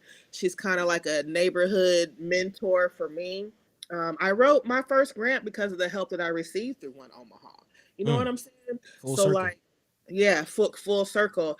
And so Julie Smith, she was the first director of One Omaha when they were still being fiscally sponsored by Civic Nebraska. And so I brought her onto the board as well. I have also brought someone else onto the board just recently, whose name I won't say, but they are with the city of Omaha, which I'm really grateful for. And as I continue to try to build those relationships too, I'm looking for someone with accounting experience to come join the Okay. board. I will say, like, you know, no, she's not on the board. I'm saying off the chat. I'm sorry. Um, I'm looking for somebody with accounting experience to come and join the board. I think that's very important. Now, Mm-hmm. I've become an accountant in the last 8 months. I didn't want to though, right? So I need somebody with that experience. But man, coming to work with One Omaha, I'm gonna let you know right now. You're gonna learn on this board. You're gonna grow on this board, and you're gonna have fun. I promise you. And One Omaha doing things, so you're gonna be able to brag too. There you Yeah. go. So Well, I'm we're hustling. for our program of work this year, the biggest thing for me is neighborhoods look so different.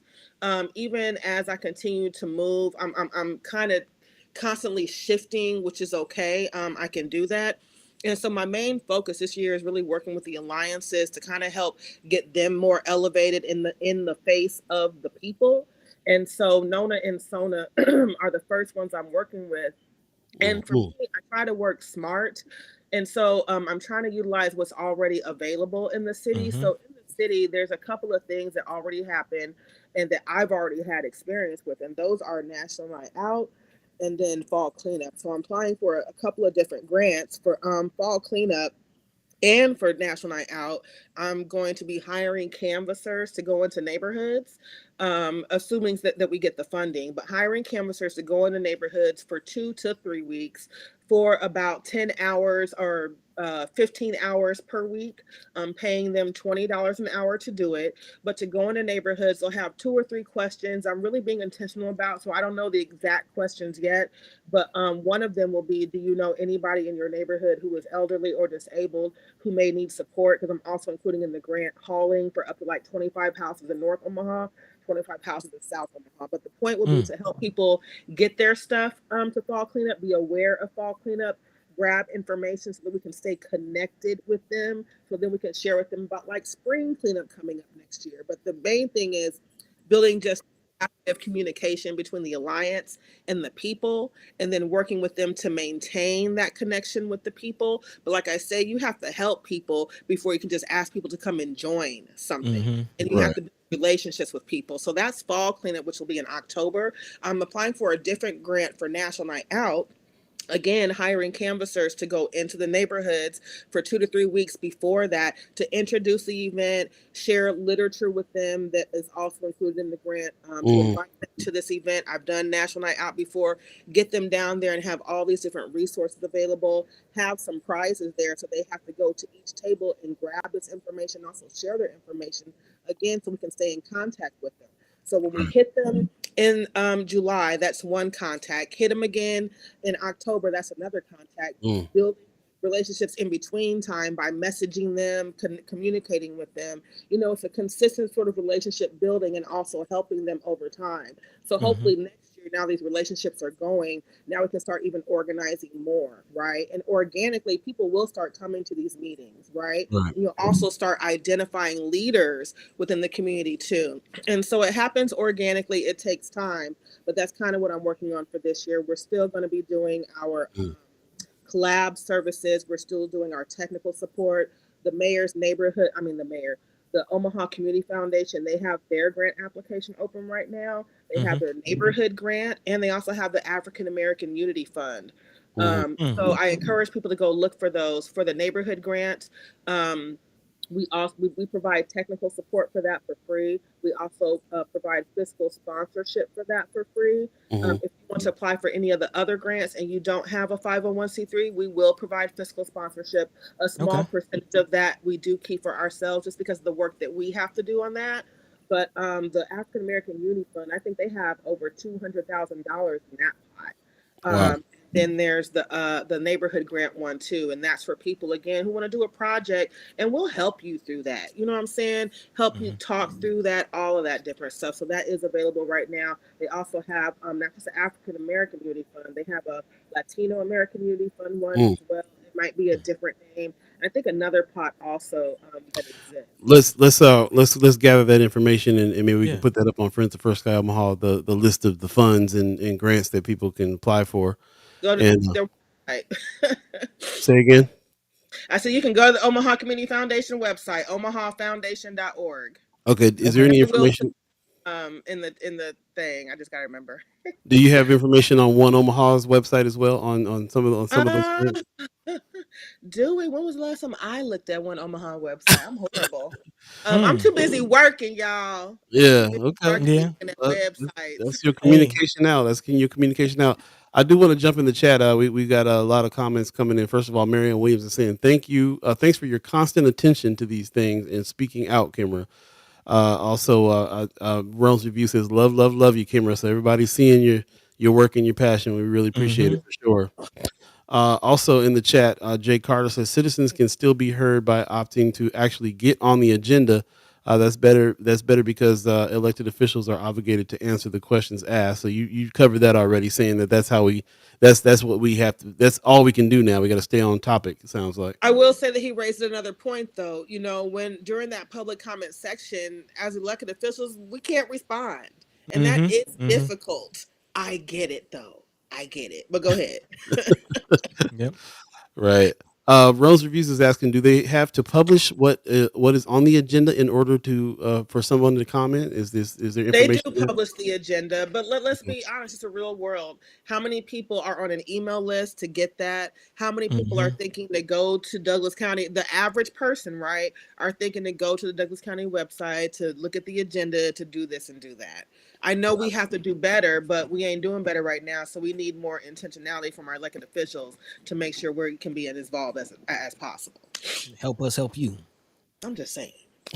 That part. That part. Well, we appreciate it very much. We have another guest waiting in the wings. We got about a minute left with you, so just want to say, first of all, again, can't express enough how appreciative we are of your passion and the work that you are doing, and the reports that you're bringing back to us, the stuff that you're breaking down, helping us to understand what's going on, and Mm-hmm. also showing the passion about why these things are important and what and how important they actually are. You can, it's easy to gloss over stuff, but when you really understand what's going on, you generate some emotion, and ain't nothing wrong with that. If you ain't mad, then you ain't alive. Somebody said Man. in the chat earlier. So, Yep. so yeah, just appreciate that, and also we'll have to continue to figure out ways that we can assist and gather people up to assist on some of these things as well. So, this is very important information. That article, I'm glad they brought that article out, and I'm glad that you were giving us the context on that article. I'm sorry, were you going to say something?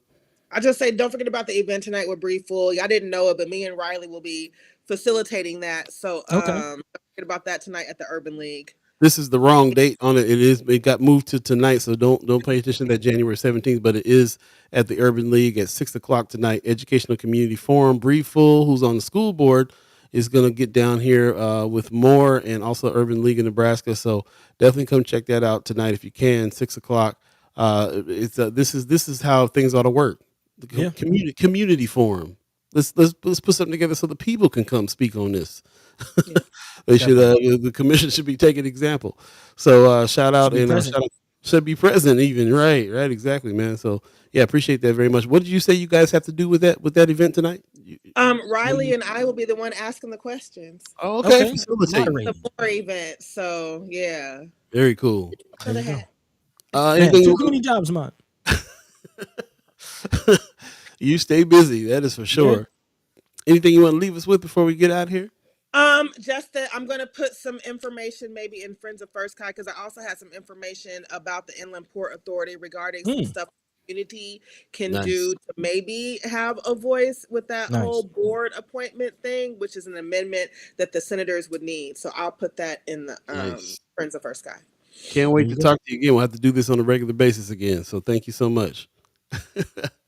Stay tuned. We'll go ahead and let you go now. Stay tuned. We'll take a quick break and come back with Chris Bowling from Baby Boy. Press is going down. So you guys, see you later, Kimara. Have a good day. Peace. Stay tuned, y'all.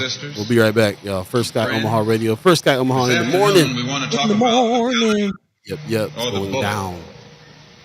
The ballot or the bullet explains itself. We have a fight that's common to all of us. We suffer political oppression, economic exploitation, and social degradation. Today it's time to stop singing and start swinging.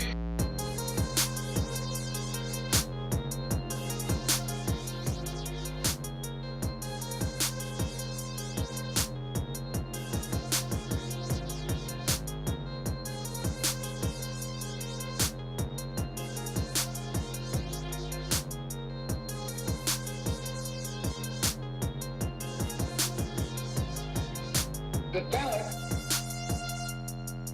or the bullet. The ballot or the bullet. The ballot or the bullet. The ballot. Welcome back. Or the bullet. First Sky Omaha Radio. First Sky Omaha in the morning. In the DS. All B, buddy to God, all of you chat timers, ghost listeners, radio listeners, and Chris, baby boy, Bowling in the house. Hey, how's it going? Good morning, man. Good morning. How you doing, brother? Doing pretty good. Enjoying the warmer weather. If that's what you want to call it. Yeah, well, yeah, my pipes like froze at my house, so it's nice to like have the warm weather, like, thaw everything out and have like no worry about it freezing again. So definitely, that's a positive for sure. Gotta put your faucets on drip. On drip, man. On drip. Yeah. No, I've learned that now. Yeah. Well, it's good. Long time no see, man. It's good to see you. I see you got a little bit of gruff going on, man. Pretty soon we're not gonna be able to call you baby boy no more. No, exactly. I'm the man now. Who's the man, Bowling? Yeah. Hey, how's it going over there off that Flatwater, man? How you enjoying the job? Yeah, it's good. I don't know. I'm trying to think if I've been on since I joined Flatwater, but it's nice. Like with the reader, I definitely was like pulled in a lot of different directions and had, a lot of different kind of responsibilities, and like just putting together a monthly publication is a lot more work than people probably realize. So, and probably I realized too, once I was able to step away from it. So, now being here and like my only job basically is to report and write. Like I have I don't know. I just have like a lot more ideas. I have a lot more like, lines in the water, lots of different stories I'm really excited about, including the one that um, I'm on to talk about today. But yeah, no, it's going really well. I don't know. It's nice. I mean, people really do pay attention and respect Flatwater. So it's nice when I put something out that people really, I don't know, they listen and it starts some amount of conversation. Oh So yeah, yeah, it's good. that's what Very it's cool. about, man. Grown man. All right, all right. That's hilarious. Paul. Very cool, man. I'm happy that you. First of all, I'm just happy that you stayed in town, Mhm. and that they were able to work something out to get you to continue to do the work that you do, which is great work. And it's always very exciting to be able to do the work that you do, and not like 50 other jobs with your job. Man, Mhm. Been going through that myself for the last 2 years. I don't know if you heard, but I just put my letter of resignation in at the theater. So Oh, I didn't know. I did not hear that. yep. So I just did that. My last day is the 31st, and I'll be able to really concentrate on the stuff that I want to do at First Guy. And Yeah. it's a long time coming. So I know that feeling well, man, to be able to just like do what you do without the 50 other jobs on your back. You know what I'm Yeah, saying? you don't quite understand like you don't really get it until you actually are like there, like having more time to actually focus on what you're doing, and then realizing like because you always want to make excuses like, well, I could just work harder, or I could just do this, or I could just do that. But it's like, it's exhausting, like mentally, physically, to like do all that, and you have to like have a life outside of work. You can't make your right. whole life your job because that's Right. just not It's gonna draining. help you. It's not healthy. Yeah, Yeah, it's that focus, man. There's nothing like being able to focus. yeah, Lose track of time, focusing on the thing that you're doing without having a bunch of stuff hanging on over your head that you got to do next, Man, and trying to line it up on a list all day long. All that kind of stuff. That's the life we need to get away from, right there. yeah, exactly. man. Oh, So well, right yeah, on, brother. I appreciate you coming on in. I know that Buddy's got some. He's been researching some of the things that's happening. He kind of went through the articles on Flatwater. I'll hand Mhm. it over to you, buddy, on the questions. What we're gonna jump into. yeah, man. Yeah, again, big shout out to Chris, baby boy or grown man, whatever you want to call him, bowling. Uh, All right. whatever you call him, definitely call him hard working because we definitely Yeah. appreciate the work that you've been putting in, man, and continue the conversations that need to be had. Mhm. And this latest article we have you on to talk about it again, asking the same question. Really, who's policing the police? Yeah. I mean, that question still remains, and even more interesting, the lack of answers that we're getting. So Mm. definitely big shout out to you. Just kind of a little background. How did this story kind of come on your radar? How did you identify this as something that you wanted to go ahead and dive into? Yeah. Well, so I mean, you mentioned like continuing to ask questions. So I actually did a version of this story in 2020 Hmm. um, around George Floyd and all that sort of stuff. It was just I think citizen oversight was something that people, and I guess just a background on the story. So um, Omaha, a lot of cities in America have citizen oversight.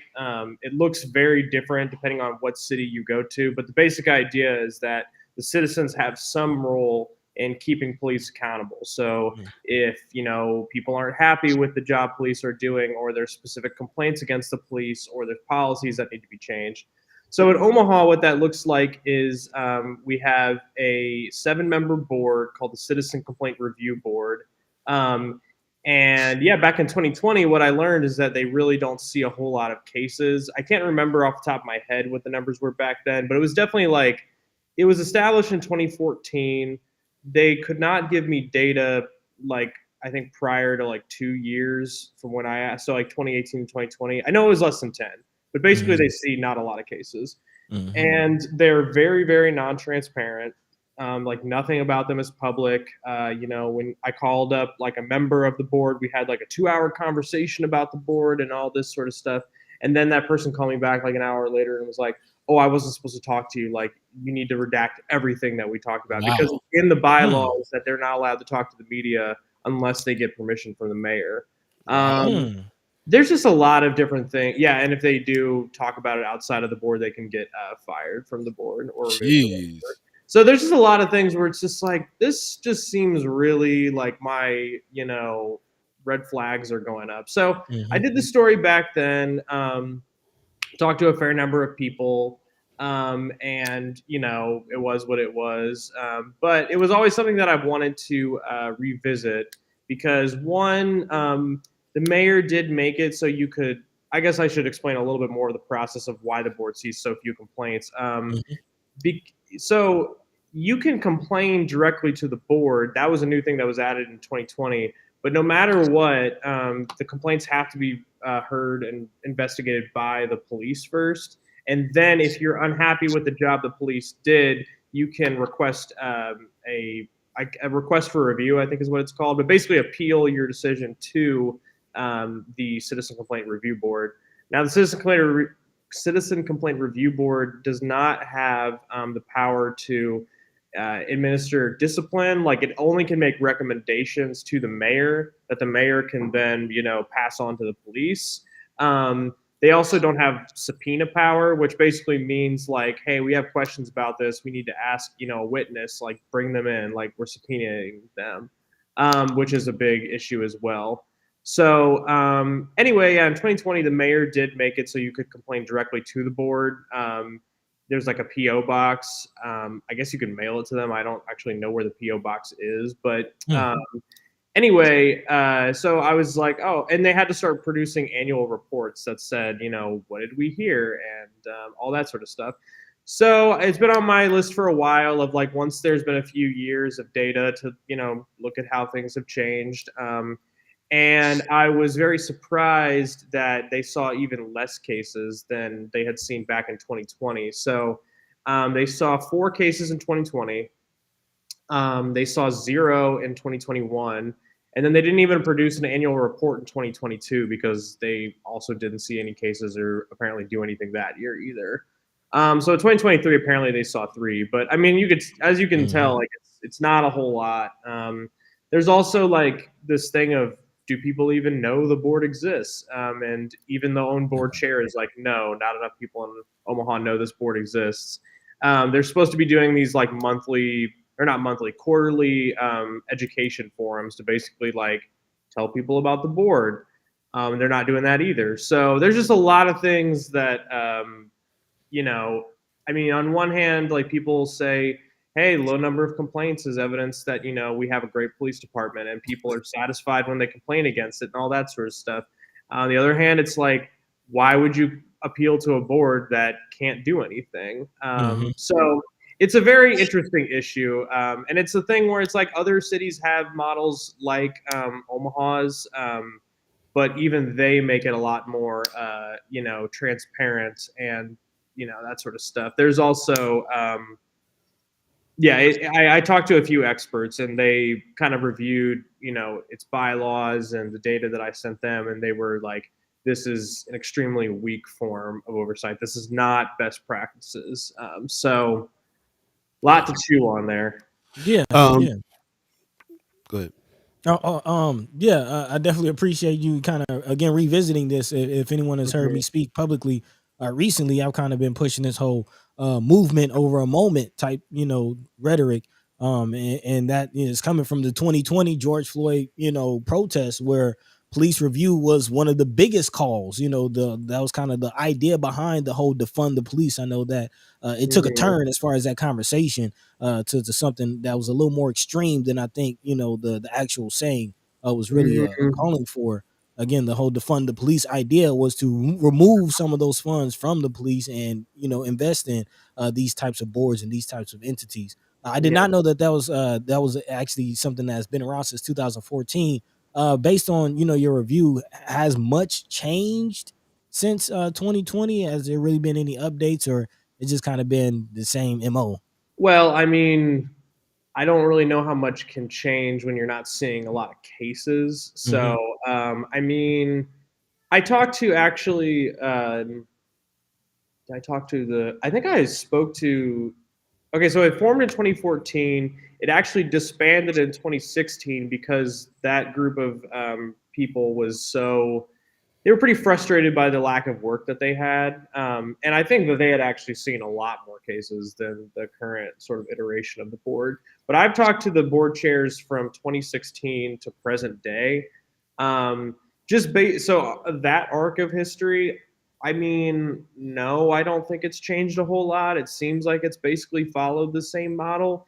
And once again, that goes back to, I mean, whenever the board has been criticized, the sort of proponents of the board, the mayor, maybe board members, things like that, they'll say, well, it works. Like people, it's just evidence that the police was doing a really great job.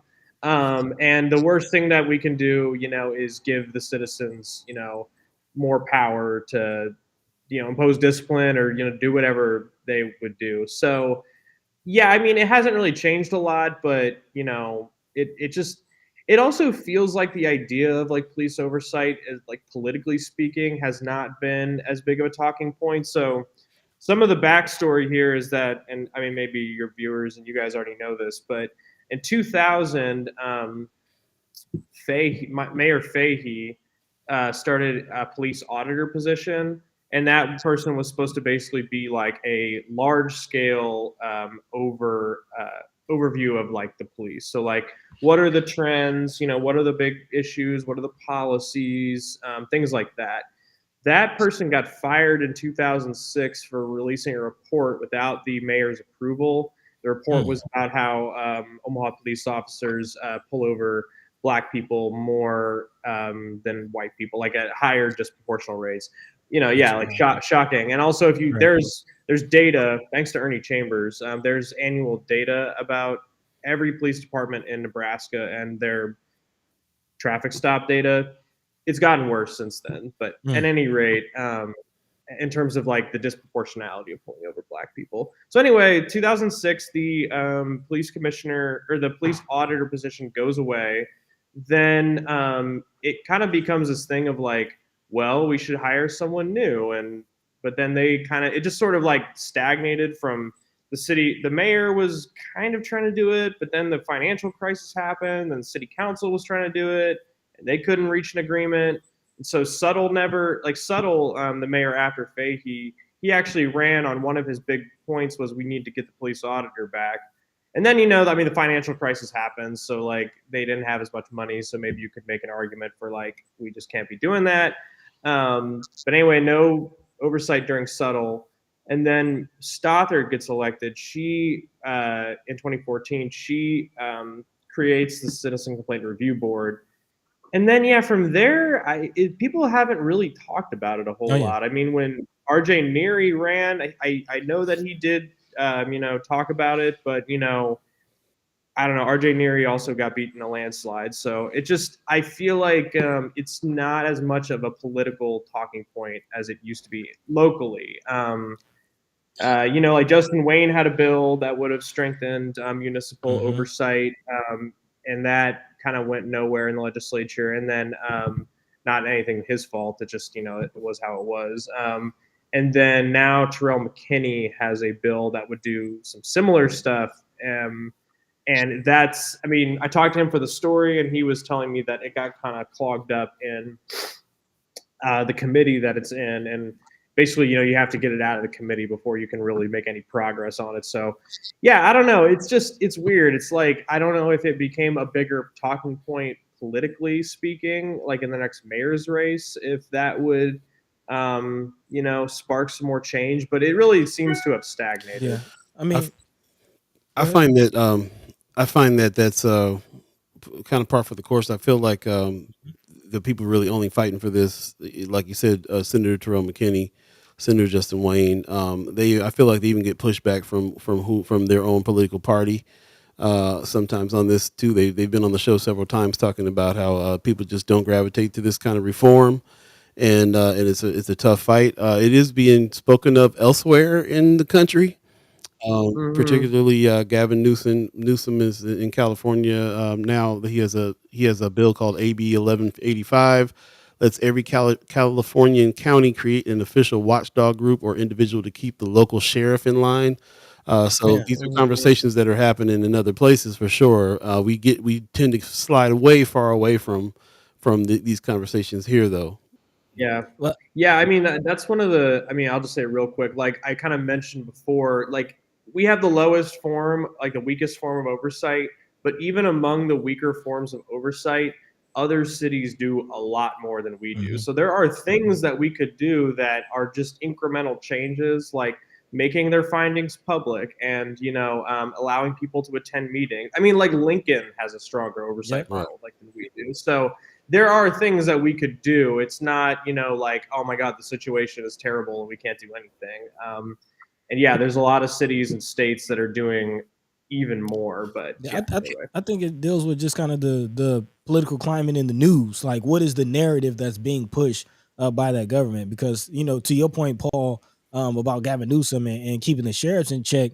There's also news about sheriffs gangs, like that's becoming more and more prevalent coming out of California, as far as reports of tattooed sheriffs getting involved in gang activity and threatening citizens and things like that. But to the contrary, in Nebraska and Omaha, there's this whole narrative that Omaha police are the best police in the country, and they're you're kind of par for the course, your model police force. So I can definitely see, Mm-hmm. having a citizen review board with a large number of complaints. It goes against that narrative, if you will. And definitely Yeah. thank you on your reporting. Just to kind of draw a comparison, you mentioned Lincoln, which again, it always seems like right up the road, they get it way more right than Omaha, which I don't understand. But again, to Mm-hmm. your point, there are a total of 7 complaints against police in the past 4 years, which includes 0 complaints in 2021 in 2022, which again, I find it hard to believe that there's no complaints, no reason for complaining in 2 years. And to contrast that, Lincoln's board reviewed about 34 complaints in 2022 alone, and Kansas City's board reviewed about 111 during that same calendar year. Chicago saw more than 1,000. So again, these aren't Yeah. areas that are much larger than the Omaha area. However, Yeah. Well, and the other thing too is like a lot of cities have multiple forms of citizen oversight. mm, So you might have one board doing this, you might have like a professional auditor doing this. I mean, it's just I don't know. You don't have to be pro police, you don't have to be anti mm, police just to think that more transparency around this stuff. Something that always stuck with me that Justin Wayne said. People make the argument, well, police are the best people to be policing the police. Saying police a lot in one sentence, but police are the best people to do that job. We should not be allowing citizens to do that because they don't understand policing. And he's like, well, then why the hell do we have a school board? mm. Why do we have all these other sort of elected things that look over our public services? So, and to what one of my experts, not one of my, but an expert I talked to said, we entrust police with some of the most powerful things we can. The ability to take away life and liberty, and so those are things that people should have a say in. However, that looks, whether you're saying, I want to fire the police chief or we need to change this policy, like, you got to let people in the door. Otherwise, you're just not really going to establish trust. So, Mhm. Yeah. yeah. I want to jump in the chat a little bit. Jess Yep. Parker said, "Mean Gene, the mayor, wouldn't know what works and what doesn't work when she's hardly even in Omaha." Man. Also, Tony Johnson said, "Hopefully, someone will discuss this at Saturday's Empowerment Network Forum. We'll be Mm. talking about that in the HAPS." Kimara Snipes says, "Tila Mickles told Omaha 360 that any reports they did create was just sit on the chief's desk and go nowhere." So here's somebody in the community that is saying they file complaints and they just She's on the board actually. Tila Mhm. Mickles. Yep. Tila Mm-hmm. Mickles is on the board. Wow. Yeah. So Mm-hmm. she's the first-hand information about where those reports are sitting. Mm-hmm. When they say the small number of these reports, all of our minds go to this idea that, well, they got to be not counting reports. Man. There's got to be people that are reporting, that are that we probably could citizens could probably be doing it more. A lot of people feel like it wouldn't go nowhere if they did anything, and so they don't do a lot. But also the ones that are doing them, as we can see, they're kind of sitting around and not really getting to where they got to go. So again, it makes it's so crazy to me that they would think in those terms. We're the best ones to police ourselves. It's just like, how do you even reason with somebody that's that far off base? Mhm. Just is really Mm-hmm. tough. Tony Johnson says, "You're right about those running for office not talking about this issue. Thought it would have been a big platform points given the civic backgrounds of those who ran last time." I think that a lot of the reports that go out about how well our police department is doing, that is such a thing that feels like it gets pushed really, really, really hard, and Hmm. especially when there's national attention and other states are looking at us and using our model and all these things. That it's almost embarrassing if they came up with a number of complaints that they if there was more complaints out there, they have to kind of back up that Yeah. whole egotistical standpoint by saying we're doing a great job. Even our citizens has nobody's complained about the police in 2 years. Right. Nobody's complained about Well, the police in 2 years. so no, I mean, and they complain, but the complaints are going directly to the police department, and that's also the thing. I mean, I'm probably going to be doing follow up stories about just policing things in general, but I did request, just the number of complaints like the police department actually got in the last 4 years, and I'm still kind of waiting on that. I got some data back, but it did not seem correct to me. Hmm. So, I don't know. It's sort of hard because it's like, how do you prove, something that isn't happening? Like, Right. why are people not complaining? Are they not complaining because they don't trust, the system? Are they complaining because they are happy with, the job that the police department does? I don't know. I think it also can be a lot, that like I went through this whole process, and I mean, so like the person I talked to for my story, Annette Harris, she she made her complaint on October 27th, and she just heard back about the investigation on Friday. I want to say, Mm. like this past Friday. So that's a very long time to wait. And Yeah. then if you don't get a favorable, outcome, what does that do to you? It's like I think it would be very hard to want to do that whole thing again. And also, another thing here is that any discipline that the officer would have to receive would have to come within 100 days of the incident happening. Mm. That's a rule in the police union contract. So, Annette Harris's situation, if she wanted the officers discipline for what they, did to her, daughter, what she says they did to her daughter and her, they would need to be disciplined by, I think it would be like this Friday, the 29th. Ooh. Mm. Or no, that's next Monday. But yeah, so it's just like there's just a lot of things going on Mm. there. But how much does that factor into why people don't complain? I don't know. I Well, mean, and maybe, I yeah. think another thing is that after the backlash and the aftermath of that too, after you have complained Right. and your name's out Right. there, and now you're scared that you're going to get backlash from officers, So I think Mhm. there's a lot of reasons why that happens, and it would be very much safer for people if there was an independent entity there that you can do that with. But unfortunately, it seems like we've been talking about this for a while, Yeah. and don't really get into some solutions on that is pretty tough. So hopefully, what Senator McKinney Yeah. is doing right now, it will really hopefully that'll move the needle some. And we can figure it out. It's 8:42 right now. If you believe in the concept of time, we got a few more minutes with Chris Bowling. If you have any questions, put them in the chat. If you have any comments for him, really appreciate that. I wanted to put the question out there: did anybody read the article over at Flatwater Free Press? Mm. This is a entity that is sharing that this a partner of ours that we speak on all the time. Of course, it's all in the family now that Chris Baby Boy Bowling is over there doing his thing. I would suggest you go to flatwaterfreepress.org and take a look at the article in its entirety. Definitely check that out. I put the link in the chat a little earlier. But definitely read what's going on over there at Flatwater, especially when it comes to articles that are about the areas that we live in and kind of have a lot to Hmm. do with us, because we'll do more extensive discussion on these articles and bring Chris on, as you can see, to talk about these. So we really need you, the chat chimers and the ghost listeners, to read these articles. You can go to chat. You can go to flatwaterfreepress.org. Check out the articles. It's a free source.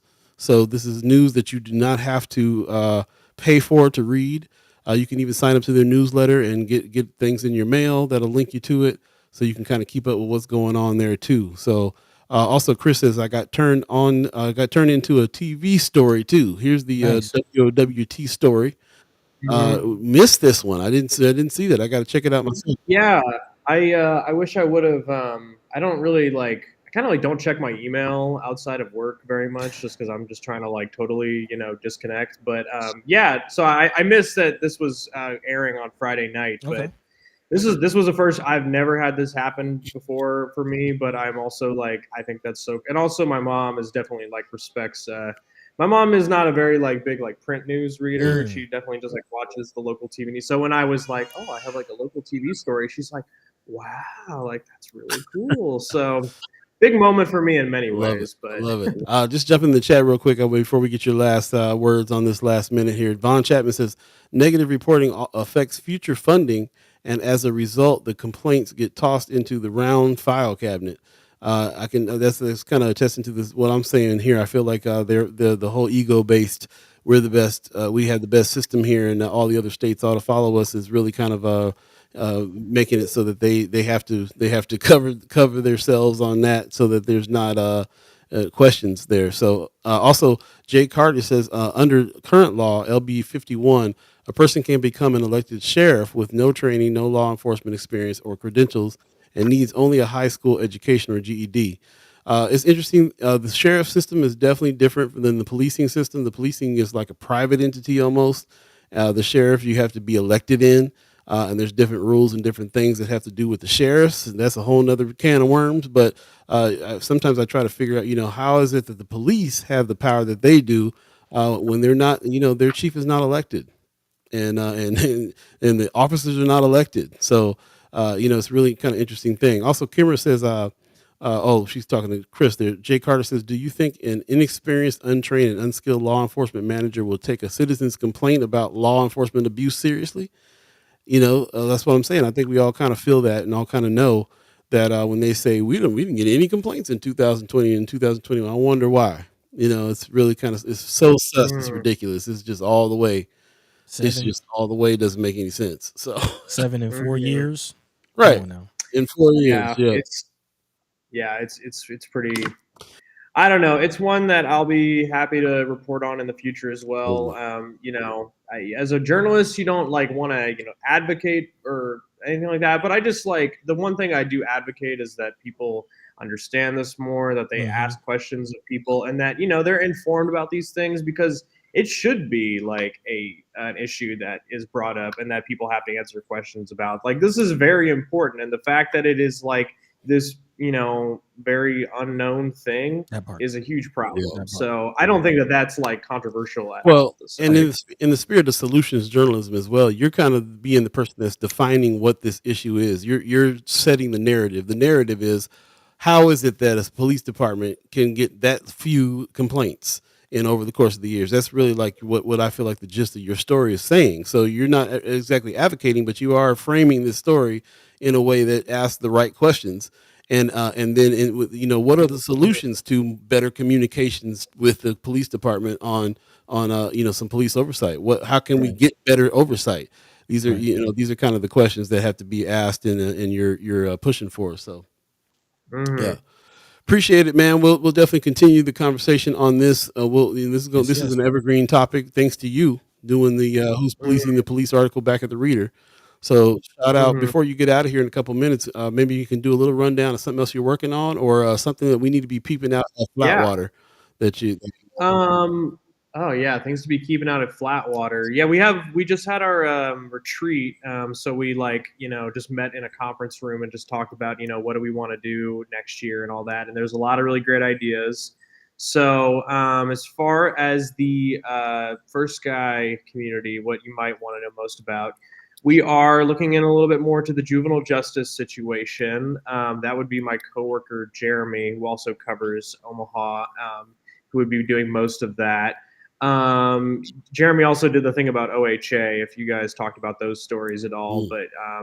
but yeah. So juvenile justice for sure.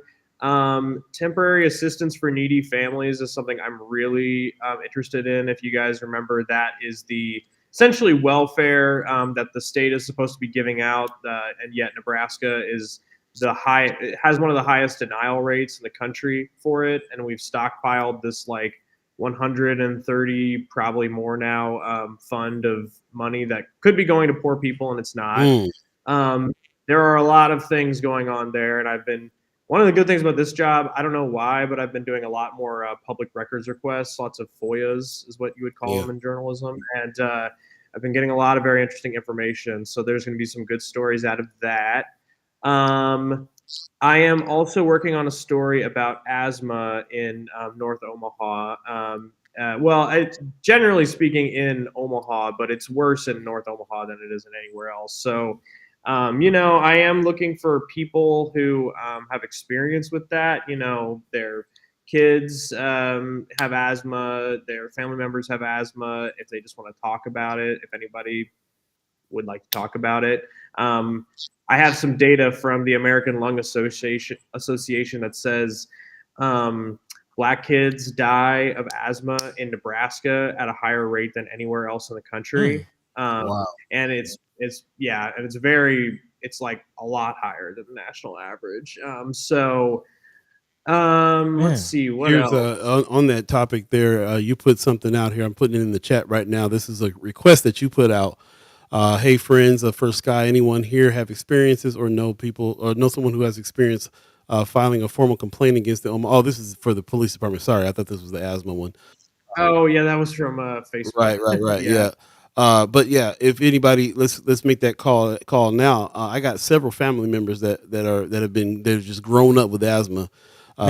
It's a crazy thing that it makes sense that it's probably more prevalent here than anywhere else. So yeah, if anybody wants to speak on that, because I mean, I'm sure we're within earshot of of several people that have asthma situations going on with themselves or their kids. Definitely dig into that and talk to Chris and give him your story there.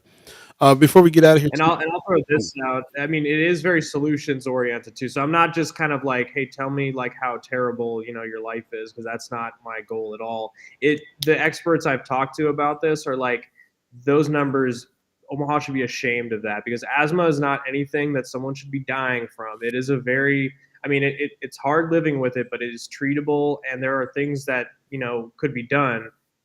They're just not doing them. They need to do the work. So the story is about accountability. It's not about, it's not about like, oh my God, look how terrible the world is. Yeah. Appreciate the work you're doing, man. I got to say, Flatwater Free Press, we've known now is the entity that serves all of Nebraska. They do a lot of stories kind of out in rural Nebraska and other places that don't have local newspapers anymore. Some of that stuff is directed to that. I think it's a power move for them to bring you on, a person who has been tapped into North Omaha and has been a trusted voice in North Omaha over the years that you've worked at the Reader and been doing stuff with us. I know some entities here in Omaha that consider you a trusted voice.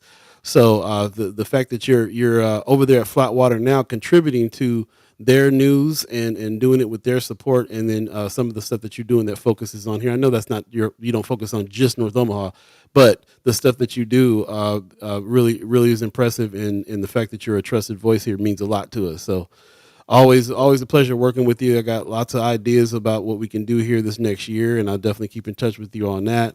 Me and Buddy been talking about it extensively. So looking forward to continuing the good work, bro. For real. Yes. Yeah. Thank you for saying all that. That means a lot coming from you guys. And if anybody wants to get in touch with me, I'll put my email in the chat. But email me anytime. I see people talking about the coal plant. That is definitely going to be a part of not necessarily my story, but another story that's kind of like in tandem with mine. So, and yes, Kimara, I talked to Terry Crawford. So I actually ran into Kimara at the North branch of Metro when I was going to meet Terry. So It's like, Anyway, well, thank you guys for having me. It's always good to come on and talk with you and to hear all the chat chimers and everything. Bro, we'll do it again soon for sure. Mm-hmm. Yes, sir. Take care, man. Yep. See you later. Peace. There he is, man. Chris, baby boy, grown man, bowling back on deck. So I appreciate him coming through. I like what you guys are saying in the chat.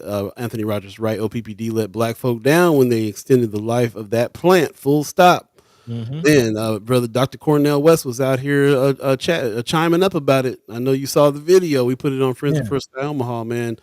Shout out to the Dr. Cornell West. Put some respect on his name for coming out to Omaha and spending part of his long day going out to the plant, checking it out, speaking up on it, and speaking on our behalf about what's going on, man. I got family members live right by there, and I'm Man, scared. I'm scared the young folks is gonna come up with the asthma because of it. So I yeah, mean, trip, man.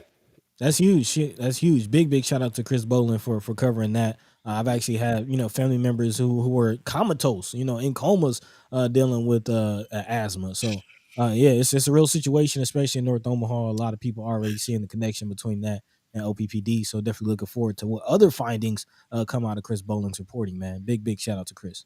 Yeah, good stuff, man. Tamika Yeah, Renee in man. the chat just says, "Hey, Chris, I was very impressed with your story. I hope it brings awareness and educates our community regarding their rights.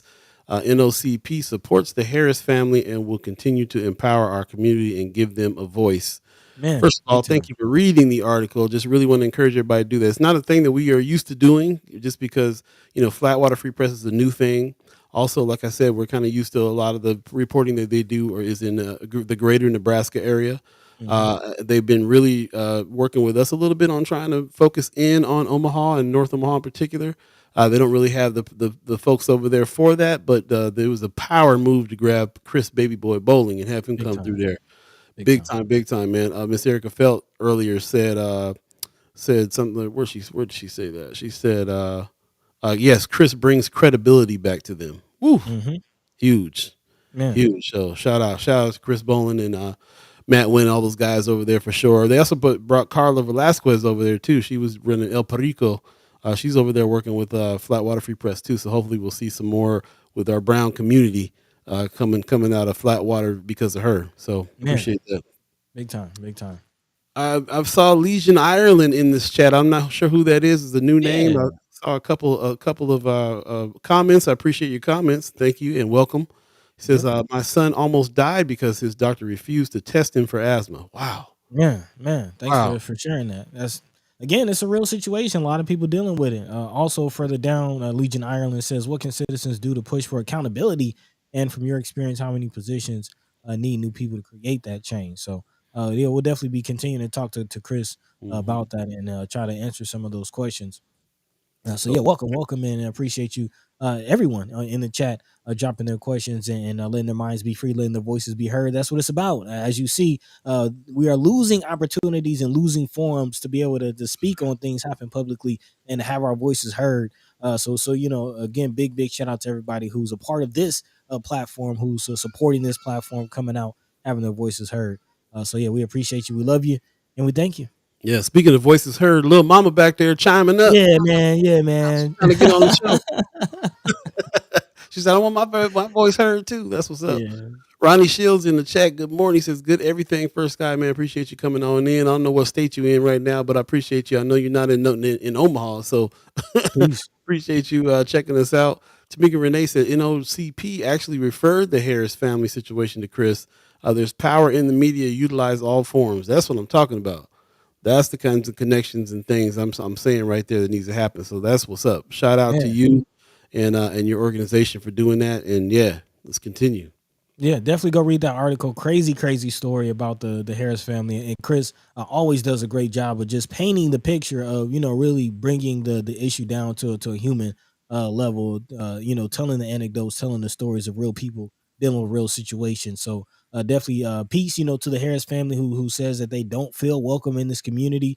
Mm, Actually, they're saying their encounter with the police, is causing them to feel like they need to move, they need to leave. So again, when you hear those types of stories and you look at 7 complaints over the last 4 years, you got to know something is up. So again, big shout out to everybody involved with this. Sister Tamika, NOCP, Flatwater, Chris. Yeah, let's keep it moving, man. Let's keep elevating these voices and these stories. let's do it. We don't really got time to jump into the haps before we get out of here, but we will reiterate this is going Today. down today. Yep, Educational Community Forum is happening today. Ignore that January 17th date. It had moved because of the weather. It's happening today at 6 o'clock. It's going to be over at 3040 Lake Street in Omaha. That's the Urban League. It's going to be co-sponsored by them. So definitely check them out. This is something that Brianna Full has put on. Also, you read a little bit, get into what Moore is doing. We need to have a representative from Moore come over as well. I believe that she's with that organization now too. So we'll definitely bring her on and talk about that as well as school board things. But definitely talk to her today when you go and check it out at 6 o'clock this evening over at 3040 Lake Street in Omaha. The Educational Community Forum is happening today. So appreciate everybody who is interested in checking that out. Also, man, the Empowerment Network is doing the annual State of North Omaha and State of African American Summit. When they do these things, they go big. You can register free now and they got a Bitly over there that you can register to, or they have a QR code you can hit as well. We'll put that. It's already in Friends of First Sky Omaha, so you can go over there and hit that and register if you want to. This is happening Saturday the 27th, so 3 days from now, 8 o'clock to 12:30. And it's going to be happening at the Fort Campus, Metropolitan Community College. So check that out and see what's happening there. What the annual State of North Omaha and State of African Americans is all about with the Empowerment Network. Shout out to Willie Barney, who's doing the work and putting some work in and all that good stuff, and putting these summits together. If we start infiltrating these summits more, maybe we can make some change happen at these summits instead of it just being the usual suspects at these summits. So let's definitely go in and speak up and be a part of that and have some conversations and move the needle as well. They're doing some work, and we can all figure out how we can integrate some of these things. And I really appreciate that. Zane says, "Hi, hey buddy, how you doing? What's The going on?" dude. The dude, man, Mini P. That's my man. We also Malik Rogers is asked. Oh, let me Peace. get this out of the way real quick. Yeah, Malik Rogers, man, peace. How can Flatwater help Omaha Star enhance their publication? Would be a good partnership for both. Possibly, yeah.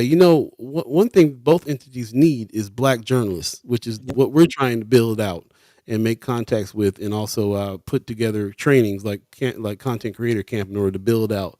Everybody needs black journalists, people that are interested in doing journalists, whether they're citizen journalists or have went to school for the journalism. Either way, man, we're trying to get some people out here who have connection to North Omaha and can add to the storytelling over at Star and over at Flatwater and with us. Yeah. So if anybody if any of your children know anybody or they are interested in journalism at all, like send them our way so we can put them in the right spaces so they can learn what they need to learn to be that. Because we're not going to have black media, black news around here until we have black journalists around here that have access to our neighborhoods and are really kind of telling those stories. But every entity that we've talked to wants black journalism in Yeah. their organization. Just Yeah. can't find them here.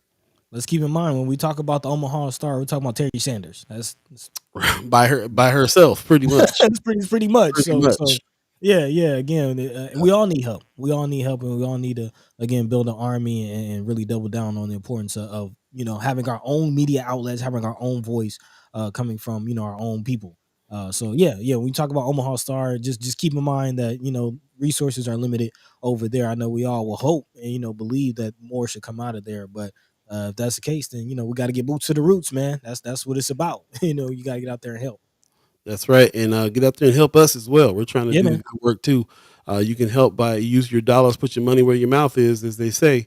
And you can subscribe, go to firstsky.omaha.com, hit the donate button, become a member.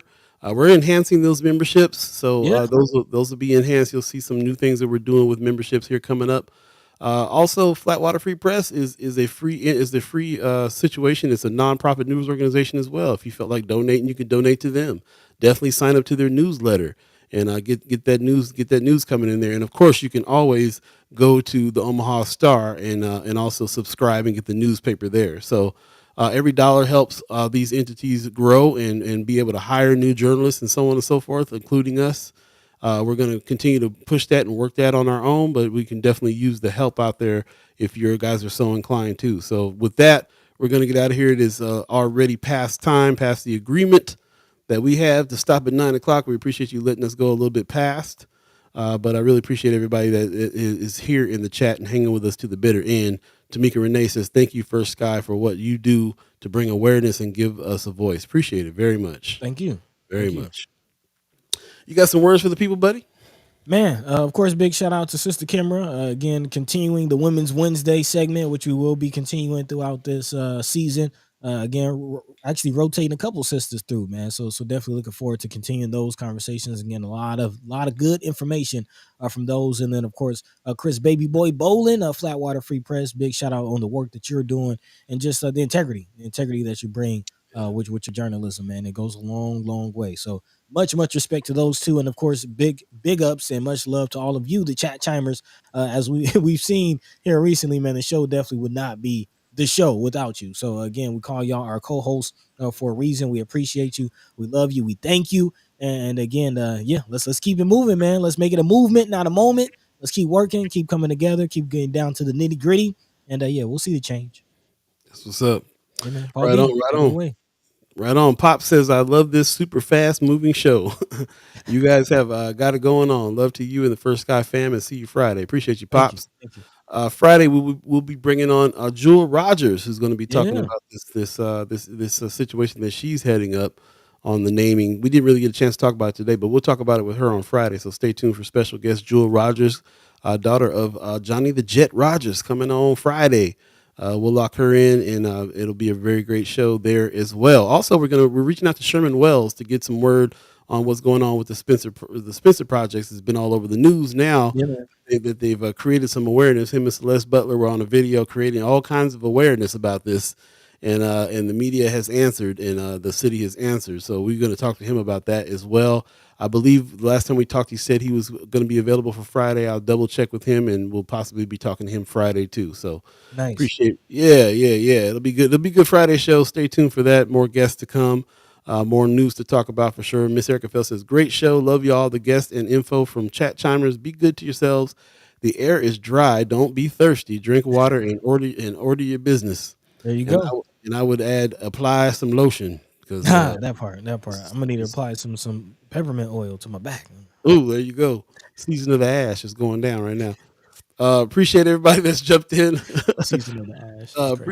Ronnie Shields says, appreciate you all, fam. Appreciate you too, man. Thank you. Kimara Snipes says, thank you for the platform, y'all. Thank you for coming on and all the work that you do. I tell you what, you have created so much information and context with what's going on, and not just because of your notes, and not just because of what you're interested in, but just because you're putting in the work. Boost to the roots all around town, hitting these meetings, talking to these folks. You are definitely doing the work, the work that I'm hoping to be able to do more of now that my situation is going to change up.